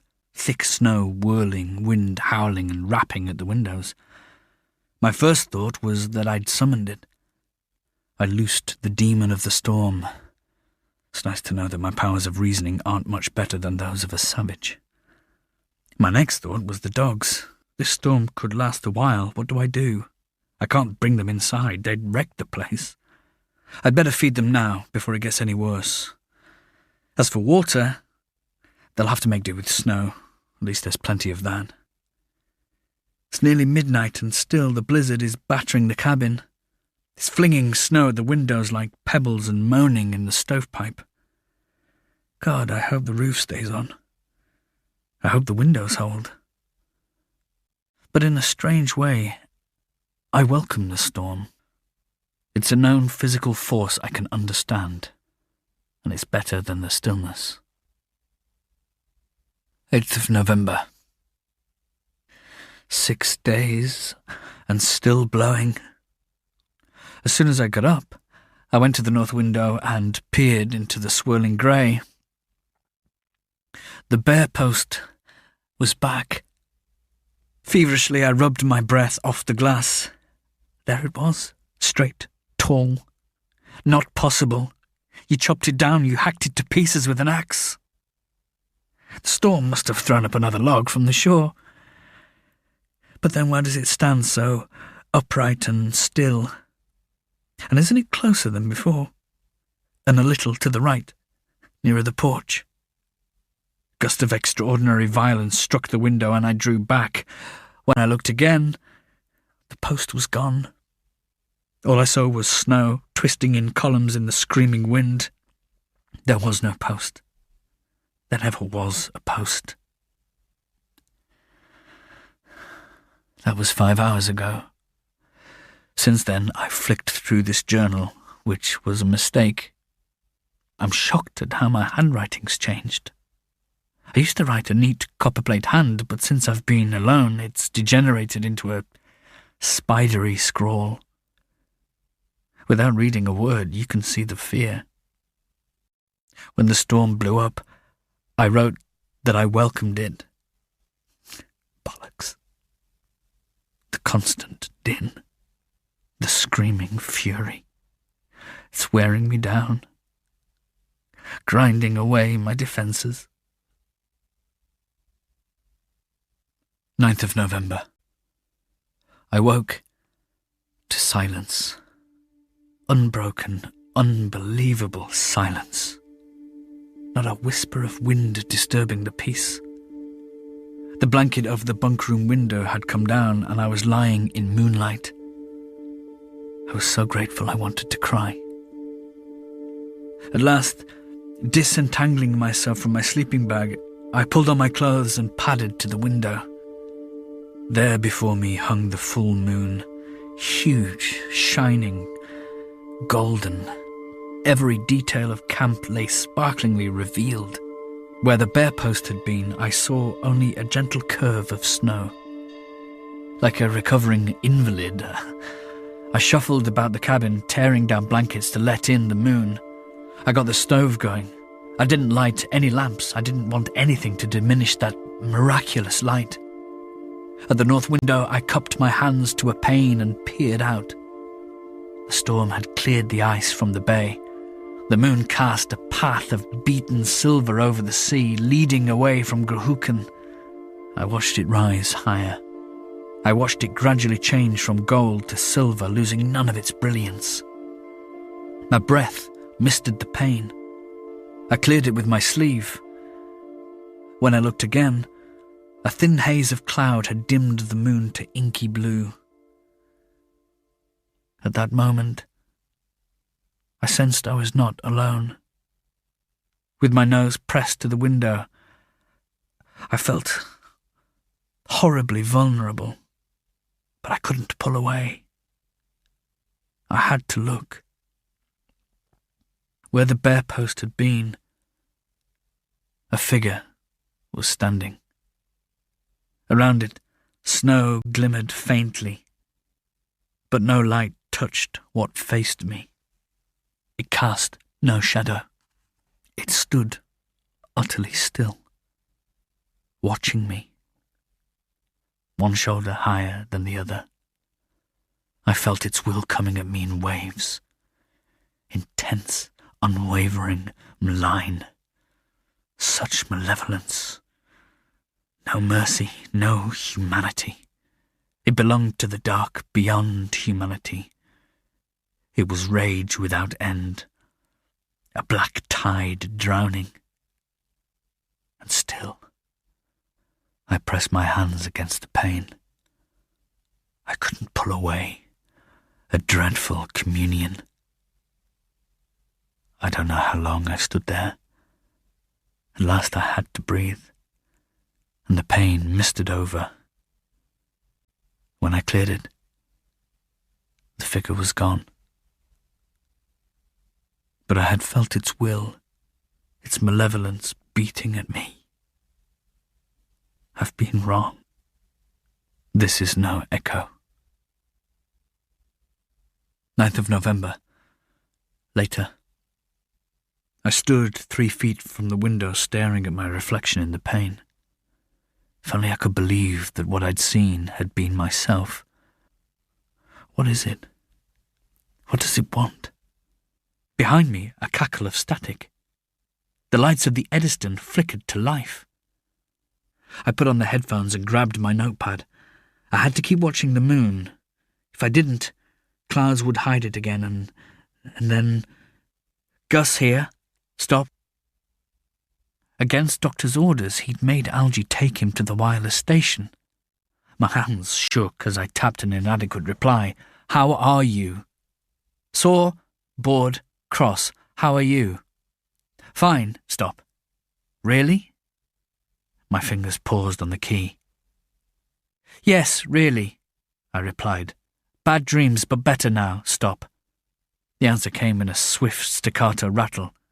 Jack, Mr. E is here. He can fetch you in 2 days. Stop. No, I'm fine. Storm long, but fine now. Stop. Why did I say that? Why not yes, come quick, I can't bear it. It was so wonderful talking to Gus. Inconsequential chat, but everything to me. At last he said he had to go. I switched off the receiver and stared at my printed notes of his words. I was no longer the frightened obsessive who'd cowered in the storm and fought an illusory battle with a log.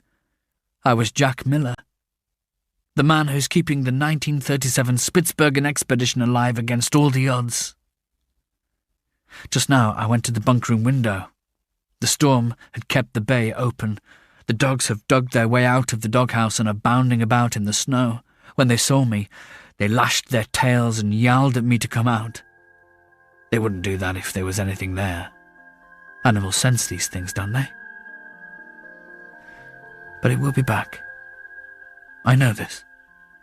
I carry that knowledge inside me like a stone. What does it want? What terrible thing has happened here to make it haunt with such malevolence? What happened here?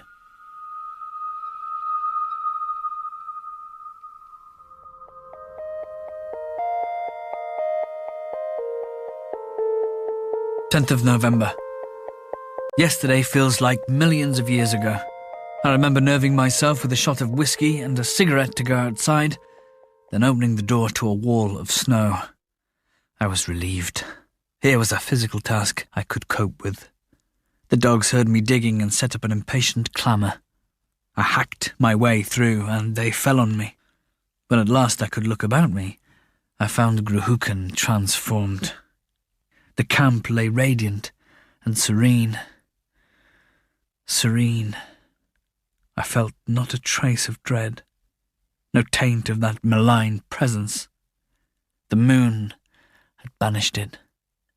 I worked for hours. Having finished my paths, I cleared the Stevenson screen and the other instruments and collected my first set of data since the storm. I transmitted them to Bear Island. I got the Austin going and sent a report to England. Then I went and stood in front of the porch and smoked a cigarette, like a settler in the old American West, surveying his homestead. I had regained possession of my camp. My camp, Jack Miller's. The dogs had been playing on the shore, but suddenly Upik skittered to a halt and pricked her ears. One by one, the others did the same. Svarten gave a low bark and hurtled west. The rest of the pack raced after him. As the patter of paws receded, I heard what they heard, a scraping sound, echoing in the stillness. But this was utterly different from the sound I'd heard at the bear post. This sound belonged to my world. The dogs came rushing back, their eyes bright with excitement. Behind them, I made out the figure of a man, his arms and legs moving in a slow, sure rhythm as he skied. Waving and shouting inanely, I ran to meet him. I was grinning like a madman, but I couldn't stop. "Trapper Björvik, I presume? Welcome." My visitor leaned on his ski poles in a haze of frosty breath. "Ja," he said, drawing off one mitten and taking my hand in a crushing grip. "Björvik." Later. He didn't say why he'd come or how long he meant to stay, and I didn't ask. Eriksson told me that in Spitsbergen you tend not to ask. You simply assume that your guest will stay at least a week and that his purpose is simply to visit. "I know I'm talking too much," I blurted out as we took off our things in the porch, "but I've been alone for nearly 3 weeks." I flushed. It occurred to me that Björvik must have been on his own for months. "Ja," he grunted, pulling off his boots. "It's good to visit." I sat him down, then bustled about, lighting lamps, getting the stove going, making coffee. I found music on the wireless. I put together an enormous meal. To hell with my ration plan. This man had skied 20 miles to see me. We ate in bashful silence. At least I was abashed, as my conversational sallies had met with monosyllables. But Björvik told me later that he was simply absorbed in listening to Ivor Novello on the wireless. He doesn't own a radio, and it's been 2 years since he's heard music. I said, "You know, in England, I used to prefer being on my own. Now I think the best thing in life is having a visitor." Beneath his brows, his eyes glinted. Slapping his knee, he barked a laugh. "Ja, is good." 12th of November. 2 days have flown by. Yesterday, I had a transmission from Algie. He said, "All's fine, but it'll be a few days before they set off." I can cope with that now because I'm not alone. No one could have been a better, kinder, easier house guest. I haven't mentioned the haunting, and he hasn't spoken of it. Once, when I asked him if he's ever experienced Ra, he gave me a wary look and said he's never had any trouble on his stretch of the coast. Later, he asked about the bear post, and when I told him I'd cut it down, he frowned. That was my chance. I should have said something. Why didn't I? because I'm afraid that if I talk of it, I might somehow invoke it. I'd be inviting it in. 14th of November. Bjørvik leads a life of unimaginable solitude. His main cabin is on Videfjord, but he's built 4 smaller ones a few days' walk away, with scores of fox traps and self-shooting bear traps in between. He checks them every fortnight. He wouldn't have had time to visit me if it hadn't been for the storm. It brought the deep snow, and foxes avoid that as they fear becoming trapped in drifts and eaten by bears. I wish I knew why he always hunts alone, but he hasn't said, and I won't ask. Once, though, he let slip that when he was young, he wasn't God's best disciple. And from other things, I gather that there are aspects of his past which he regrets. 16th of November. Bjørvik is leaving tomorrow. He asked me to go with him. It touched me deeply that he offered to take the dogs as well, but I also found it alarming. What danger does he think I'm in that he'd risk his livelihood to help me? For one crazy moment I nearly said yes, but I can't do that to him, and I can't break faith with Gus. Which is why, when Bjørvik asked me to go with him, I said no. As I was trying to explain my reasons, it suddenly occurred to me that this was the 3rd time I've refused an offer to leave Gruhuken. It's as if I've been fated to be here on my own since the beginning. After I'd finished, Bjørvik simply said, "But your friends, how long till they come?" "Not long. They're setting out soon. They'll be here in 3 days at the most." He didn't reply. I sat down and met his eyes. I said, "Gruhuken is haunted." His gaze never left my face. "Yeah." "Tell me," I said. "Tell me what haunts this place." "There are things in the world we don't understand. It's best to leave it like this." "Please, I have to know." He was silent for a long time, staring into the stove's red heart. "Nobody knew his name," he said. "A trapper. Men call him bad names. He never seemed to hear." I stared at him. "You knew him?" "Nobody knew him. Once when I was young, I saw him in Longyearbyen 27 years ago." He grimaced. "When he was alive." What he told me then came out in fits and starts, with long silences in between. Nobody knew where the trapper had come from, the wilds of North Norway, somewhere poor. He worked his way to Spitsbergen on a whaling ship. He was ugly, and he had that abject manner which brings out the worst in people, particularly men. They gave him the filthiest, most degrading tasks. Bjørvik called him something in Norwegian. I think it means God forgotten, one of life's rejects. Somehow, he got work on a sealer and found his way to an isolated bay in the north. There he built a driftwood hut and took to fur trapping. For a few years he lived there on his own. Every summer he would turn up in Longyearbyen to sell his skins and pick up supplies. He couldn't read and he'd never handled money, so people cheated him. After a few days, he was gone again, back to the one place where no one set dogs on him and called him names. Gruhuken. A mining syndicate took it from him. In this whole vast wilderness, they had to have this one lonely bay. They'd found coal there. They staked their claim and threw him out. Bjørvik chewed his moustache. "He came back. They say they sent him on his way. They say they never saw him again." "They say? You mean it wasn't like that?" His gaze slid into the fire. I don't know. After that, nobody saw him alive." "But you know something, don't you?" He shifted uncomfortably. "When miners have money, Mr. Yak, they drink. When they drink, they talk. In those days, I drink too. One night time in the bar in Longyear..." He broke off. "And they were there? The miners from Gruhuken?" "One only. By then the others were dead." "And this miner, he told you what happened?" "No." "But he talked and you overheard?" He glared at me. "He was drinking himself to death. He made no sense." "But you guessed. What did they do to him, the trapper of Gruhuken?" Suddenly he sprang to his feet, overturning his chair. "I don't know!" he bellowed. A shocked silence. Slowly Bjørvik righted his chair and sat down and scowled at the floor.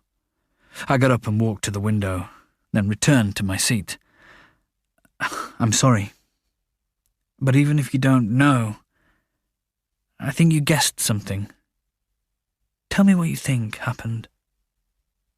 He rubbed a hand over his face. I think when he came back, they were angry. I think at first they want just to beat him, and then it turned into something else." He swallowed.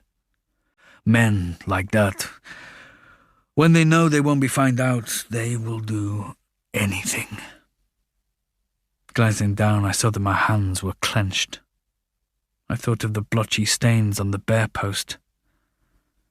I felt sick. After that, there wasn't much to tell.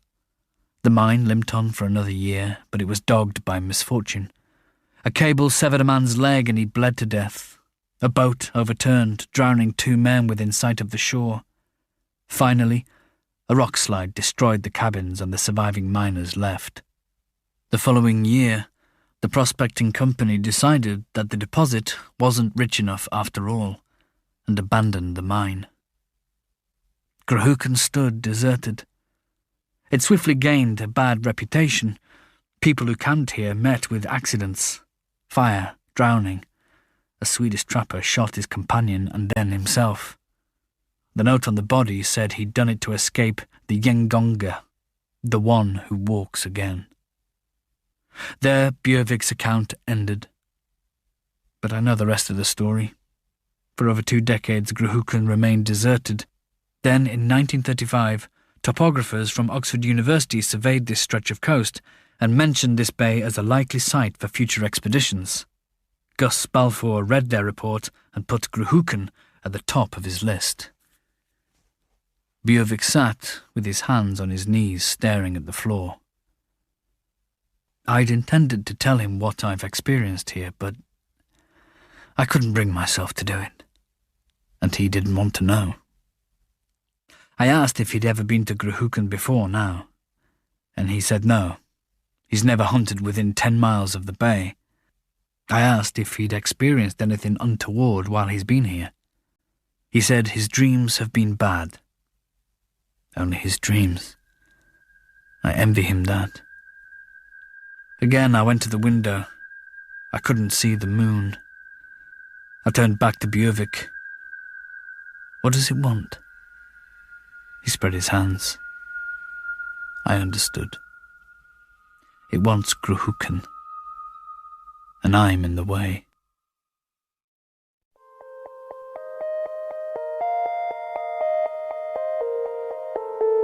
November 17th. Bjørvik left nearly 3 hours ago. The last thing he said before he left was to be sure and keep the dogs close. At first, I didn't feel too bad about being on my own again. Then, an hour later, I spoke to Algie. It turns out that Gus has had some kind of setback. Algie swears he's not in danger, but it means they can't set out yet. Sorry, Jack. A week till we can leave. Sorry, stop. Numbly, I sent back an acknowledgement. That's okay, stop. Tell Gus, get better soon, stop. Okay. How is it okay? A week till their leave means maybe 9 days before they get here. That's nearly December. How can I hold out for another week? 18th of November. Yesterday, I was facing my first evening alone. I knew I wouldn't sleep, so I did what I've never done before and won't do again. I knocked myself out with morphine. I slept for 12 hours and woke 10 minutes before the 7 a.m. readings. I made it by a whisker. I was on the bicycle generator about to start transmitting when I remembered I hadn't let out the dogs, or rather, they reminded me with indignant complaints from the doghouse. I shouted to them to wait and set to work. At one point, I think I was aware that their howls became louder, then abruptly ceased. When I got outside, the doghouse door was open and they were gone. How did they get out? What happened to them? 19th of November. 2 days since Bjørvik left, 1 since the dogs disappeared. I miss the dogs. Without them, there's nothing between me and what haunts this place. 20th of November. Isak is back. I found him huddled against the door when I returned from the noon readings. He was in a terrible state, soaking wet and shaking with fright. I fell to my knees and flung my arms around him, and still that convulsive shivering. When I opened the door, he was through it in a flash, scrabbling to get into the hall. Then he shot under my bunk and refused to come out. All entreaties failed, but at last a chunk of butterscotch succeeded. I towelled him down and fed him a tin of pemmican, and gradually the shaking eased and he became more like himself. "Don't worry, Isak," I told him. "From now on, you're staying in here with me." He washed my face, his ears twitching as he listened. "But," I went on, "if I left you free to roam around in here, you'd eat everything in sight, so I'm afraid I'm going to have to tie you up." To stop him chewing the rope, I soaked it in paraffin. Then I tied one end to his harness and the other to the most immovable thing in the cabin, my bunk. Of course, it didn't work. When I was out of sight in the main room, he set up a heart-rending yowl, and it turns out he quite likes paraffin. He dispatched the rope in 5 minutes. So instead, I dog-proofed the cabin as best I could and set him free. Oh, it's wonderful having Isak with me. He's not house-trained. He's never been in a house. So I have to watch him constantly, and that's exactly what I need. Just now, he started to squat, so I grabbed him by the harness and dragged him outside. When he'd done what he needed, he trotted off a few paces and stood, facing seawards. Then he lifted his muzzle and howled. Felt the hairs rise on the nape of my neck. Didn't sound as if he was calling his pack. It sounded as if he knows they're never coming back. 21st of November.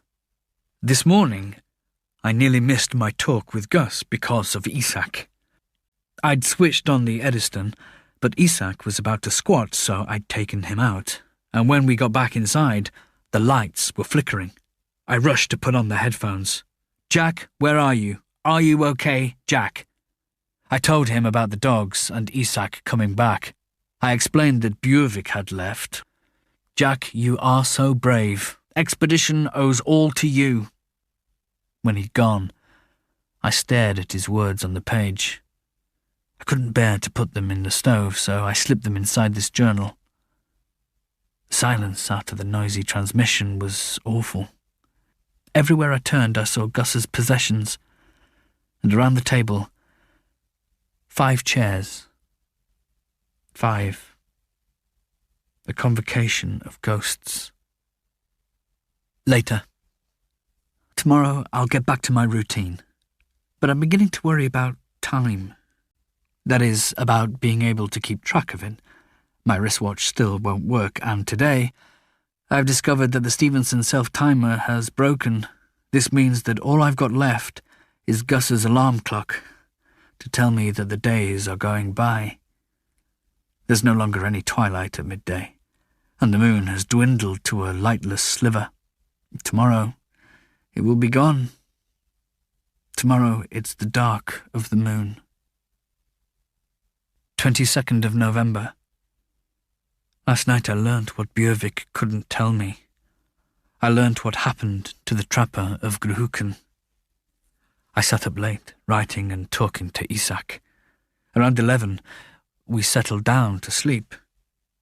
I couldn't get warm. Eventually I went into the hall and unearthed our portable paraffin stove from beneath the dog harnesses and set it up in the bunk room. Much better. I dream I'm in a rowing boat with Gus. The swell rocks us gently. It's wonderfully peaceful. The boat tilts slightly backwards and I glance over my shoulder. A hand has risen from the sea to grasp the gunwale.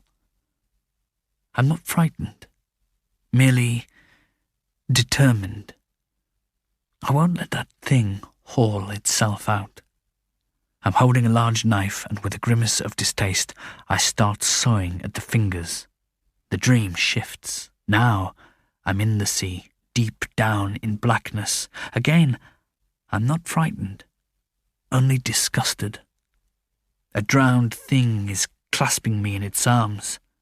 I feel its cheek pressed against mine, cold and soft as mouldering leather.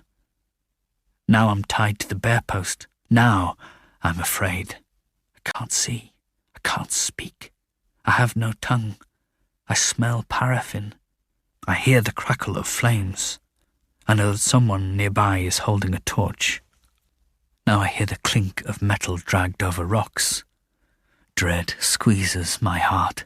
It's coming closer. I can't get away. I am bound hand and foot. Clink, clink. Closer.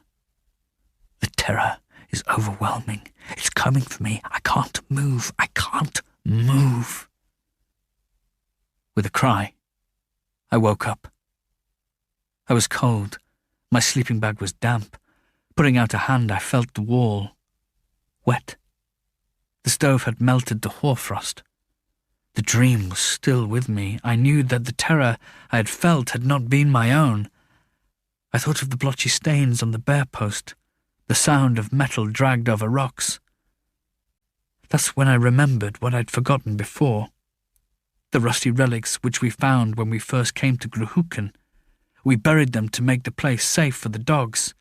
When men know they won't be found out, they will do anything.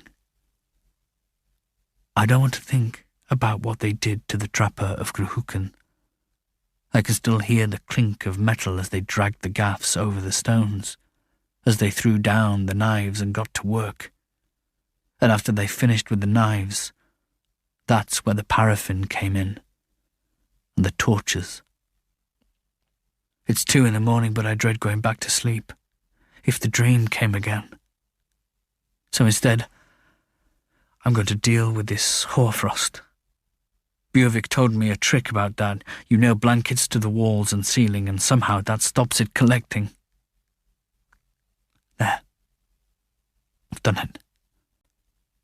It's just occurred to me that what I've created is a padded cell. Later. I thought it wanted me gone. But now, I know better. I must have fallen asleep because I woke huddled in my bunk. Isak stood in the middle of the room. His hackles were up, his ears flat back. Outside near my head, a step on the boardwalk. A heavy, wet, irregular tread. The footsteps passed slowly down the boardwalk towards the front of the cabin. I groped in the bedclothes for my torch. Isak came and leaned shivering against my bunk. I found my torch but didn't switch it on. I watched something dark move past the bunkroom window. Clutching my torch like a talisman, I swung my legs over the side of the bunk. I stumbled into the main room. Isak followed. I dreaded to hear the steps halt at the porch, but they continued past as if it didn't exist. Feeling my way, I shuffled towards the north window. Nothing. I turned to the west window. There, half seen at the edge, something dark. The steps on the boardwalk ceased. They didn't come back.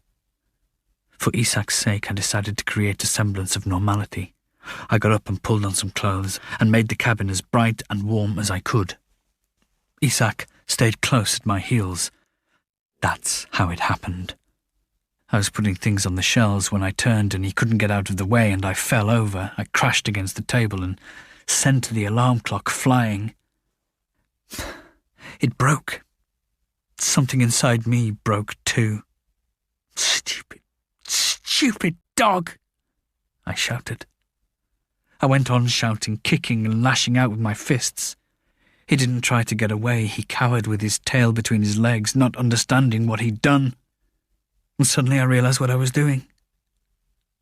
I fell to my knees, flung my arms around him and started to cry. I cried till I was exhausted. By this time, Isaac had extricated himself and retreated to a safe distance.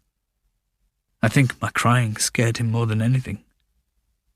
That's when I knew I couldn't do this anymore. "All right," I said out loud.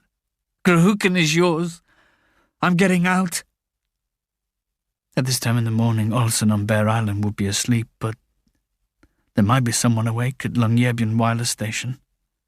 I'd forgotten about the hoarfrost. I'd done a good job of warming up the cabin. The Eddystone was beaded with moisture. So was the gambrel and the Austin and all my spare valves, wet, ruined, useless. When Bear Island receives no transmission for 2 days, they'll wire Longyearbyen to send help. Even if a ship can still get through, it'll take another 2 days, so that's 4 days at the earliest. 4 days. It'll be over by then.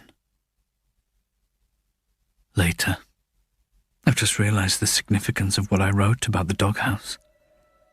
Something opened the doghouse door. It can open doors. It can get in. I'm not going to write this journal anymore. No point. I'm finished with it. So here we are. The final page, nothing left to write. Jack Miller's journal. The end.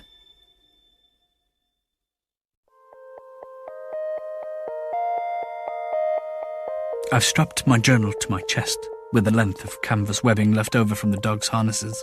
I'm sitting in my bunk in a mound of sleeping bags and reindeer hides. 5 lamps are burning in the main room and the stove is red hot. In here, I've got the paraffin stove and a lamp on a chair beside me and 2 torches against my thigh. It's warmer in the main room, but I prefer it in here, my padded cell. I'm not going outside again. I've got plenty of firewood, and when I run out, I'll chop up the chairs. Sometimes I talk to Isaac, and he sweeps the floor with his tail. Sometimes I talk inside my head, and then it's you I'm talking to, Gus. Once I wrote that I felt as if you were my brother, or my best friend, but now I think maybe it's deeper than that. And if I do see you again, I'll never find the courage to say anything to your face, so I'm going to be brave and say it now, fearlessly out loud. Gus, I love you. I wake to darkness and dead cold. In the instant of waking, I know that I'm perceiving what cannot be, and yet it is real. Through the doorway, I see it. It is standing in the main room, looking out of the north window. It's inside. Now it's turning towards me. I feel its rage. Its malevolence crushes me to my bunk. I fumble for my torch, can't find it. Can't get untangled from the sleeping bag. I knock over the chair beside me. Glass shatters, a stink of paraffin. I find the torch. The beam veers crazily off scattered shards, a slick of paraffin. Isaac is huddled against my bunk. His eyes bulge as they follow something that moves out of sight behind the doorway. Panting, I fight my way out of the sleeping bag. The torch slips from my fingers and hits the floor and blinks out. Whimpering, I fall to my knees and grope for it. I can't find it. I can't see my hand in front of my face. I feel for Isaac. He's gone. Pain shoots through my palms, my knees. I'm crawling on broken glass. My fingers strike wood. Wall? Or bunk? Where am I? Footfalls. Heavy, wet, uneven. Behind or in front? Which way? Which way? I feel its rage beating at me, sucking the air from my lungs. Isaac. He's whimpering. I race to my feet and blunder towards the sound. I crash against something hard, burn my hands on hot metal and fall. Still, that heavy, wet, irregular tread. Wheezing, I crawl across the floor. I sense space opening up around me. I see a faint red glimmer. It's the stove. I've gone the wrong way. I'm not in the bunk room. I'm in the main room. There's no way out. Cornered, I spin round. The stove door is open. I see the glow within. It casts no light, only deepens the blackness. I can't see. But I feel the rage. Close. It's coming for me. Staggering to my feet, I blunder past the stove and into the bunk room. Darker in here.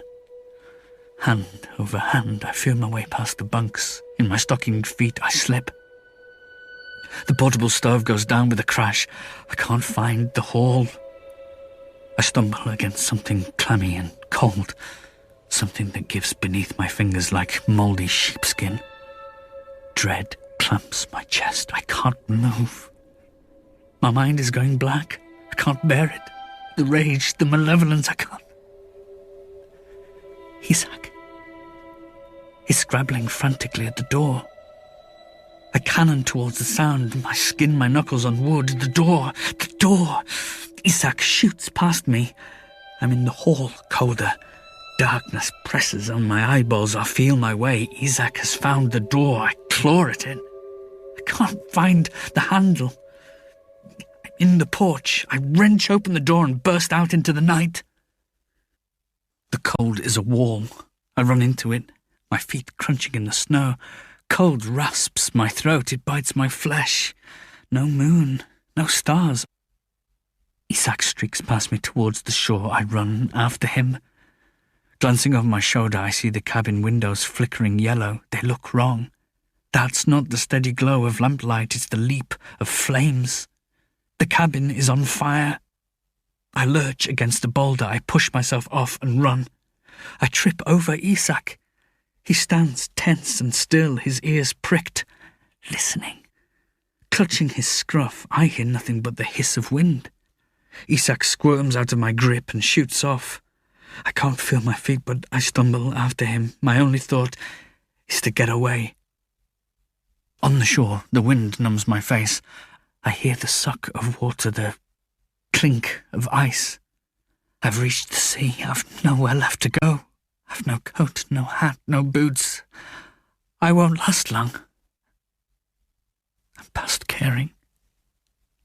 Though I hate the thought of leaving Isaac on his own.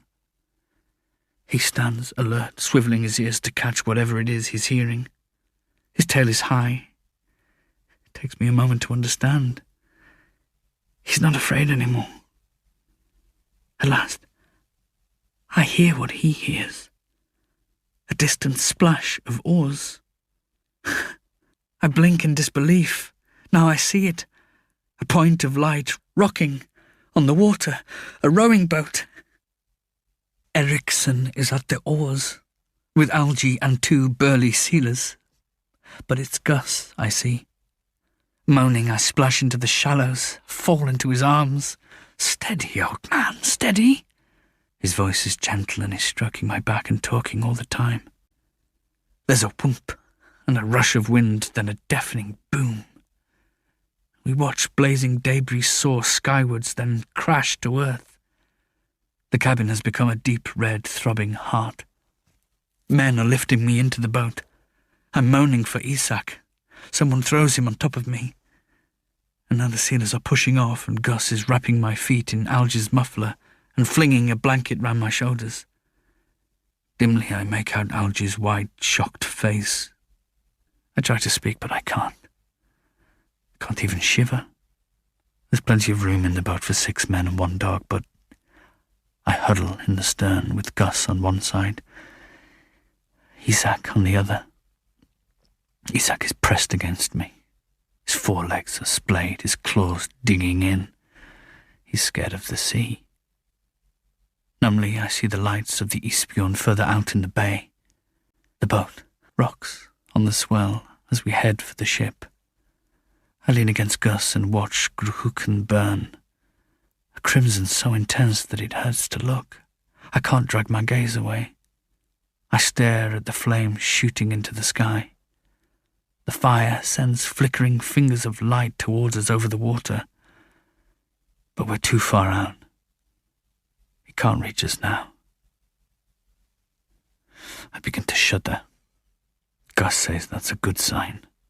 He's still talking to me softly, continuously.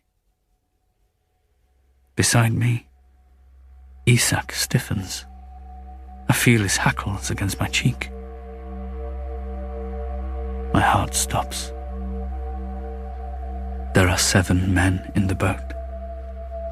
Next to Gus, a wet, round head. Isaac goes wild. I'm shouting, clutching him, trying to drag Gus away from that thing.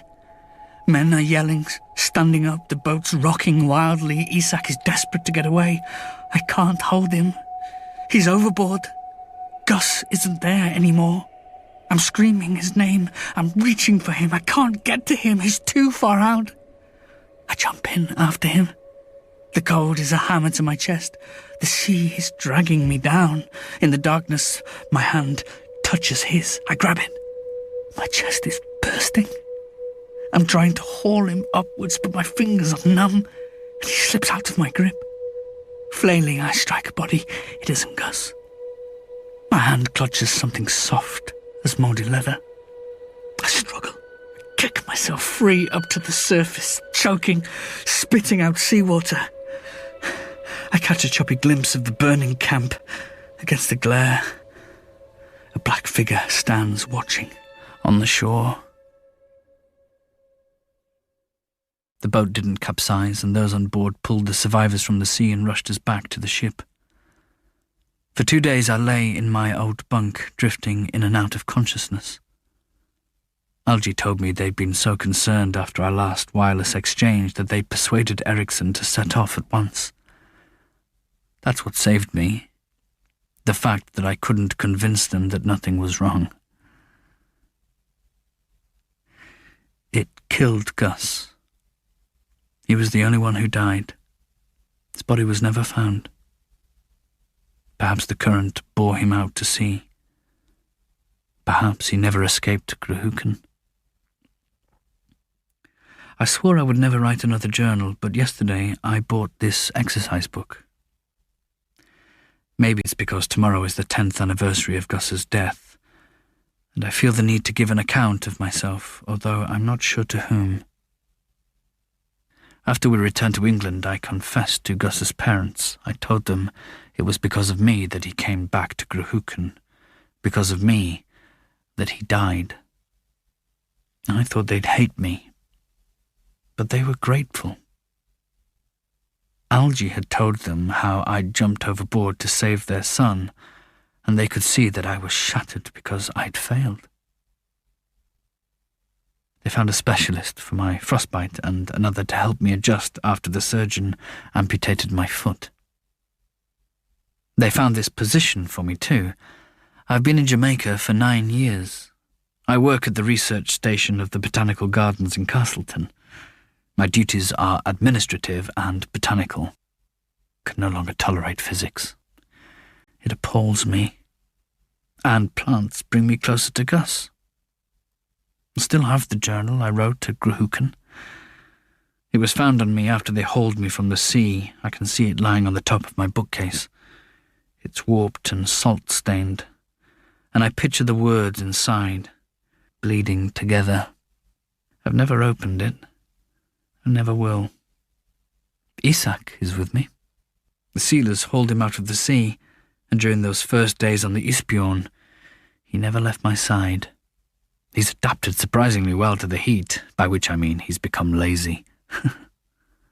Don't know what I would have done without him. He's my best friend, the only living creature I can really talk to, and a precious link with Gus. In his undemonstrative way, Algie has also become a good friend, although we never talk of Grahuken. My life here is a good one, I think. It's only in October and November that I have a bad time, when I wake to darkness and I'm back in the polar night, hearing a heavy, wet, irregular tread. This is for you, Gus. This is how things have been since I lost you. And maybe tomorrow, when I go down to the sea, I'll burn these pages and scatter the ashes on the waves, and they'll reach you, wherever you are.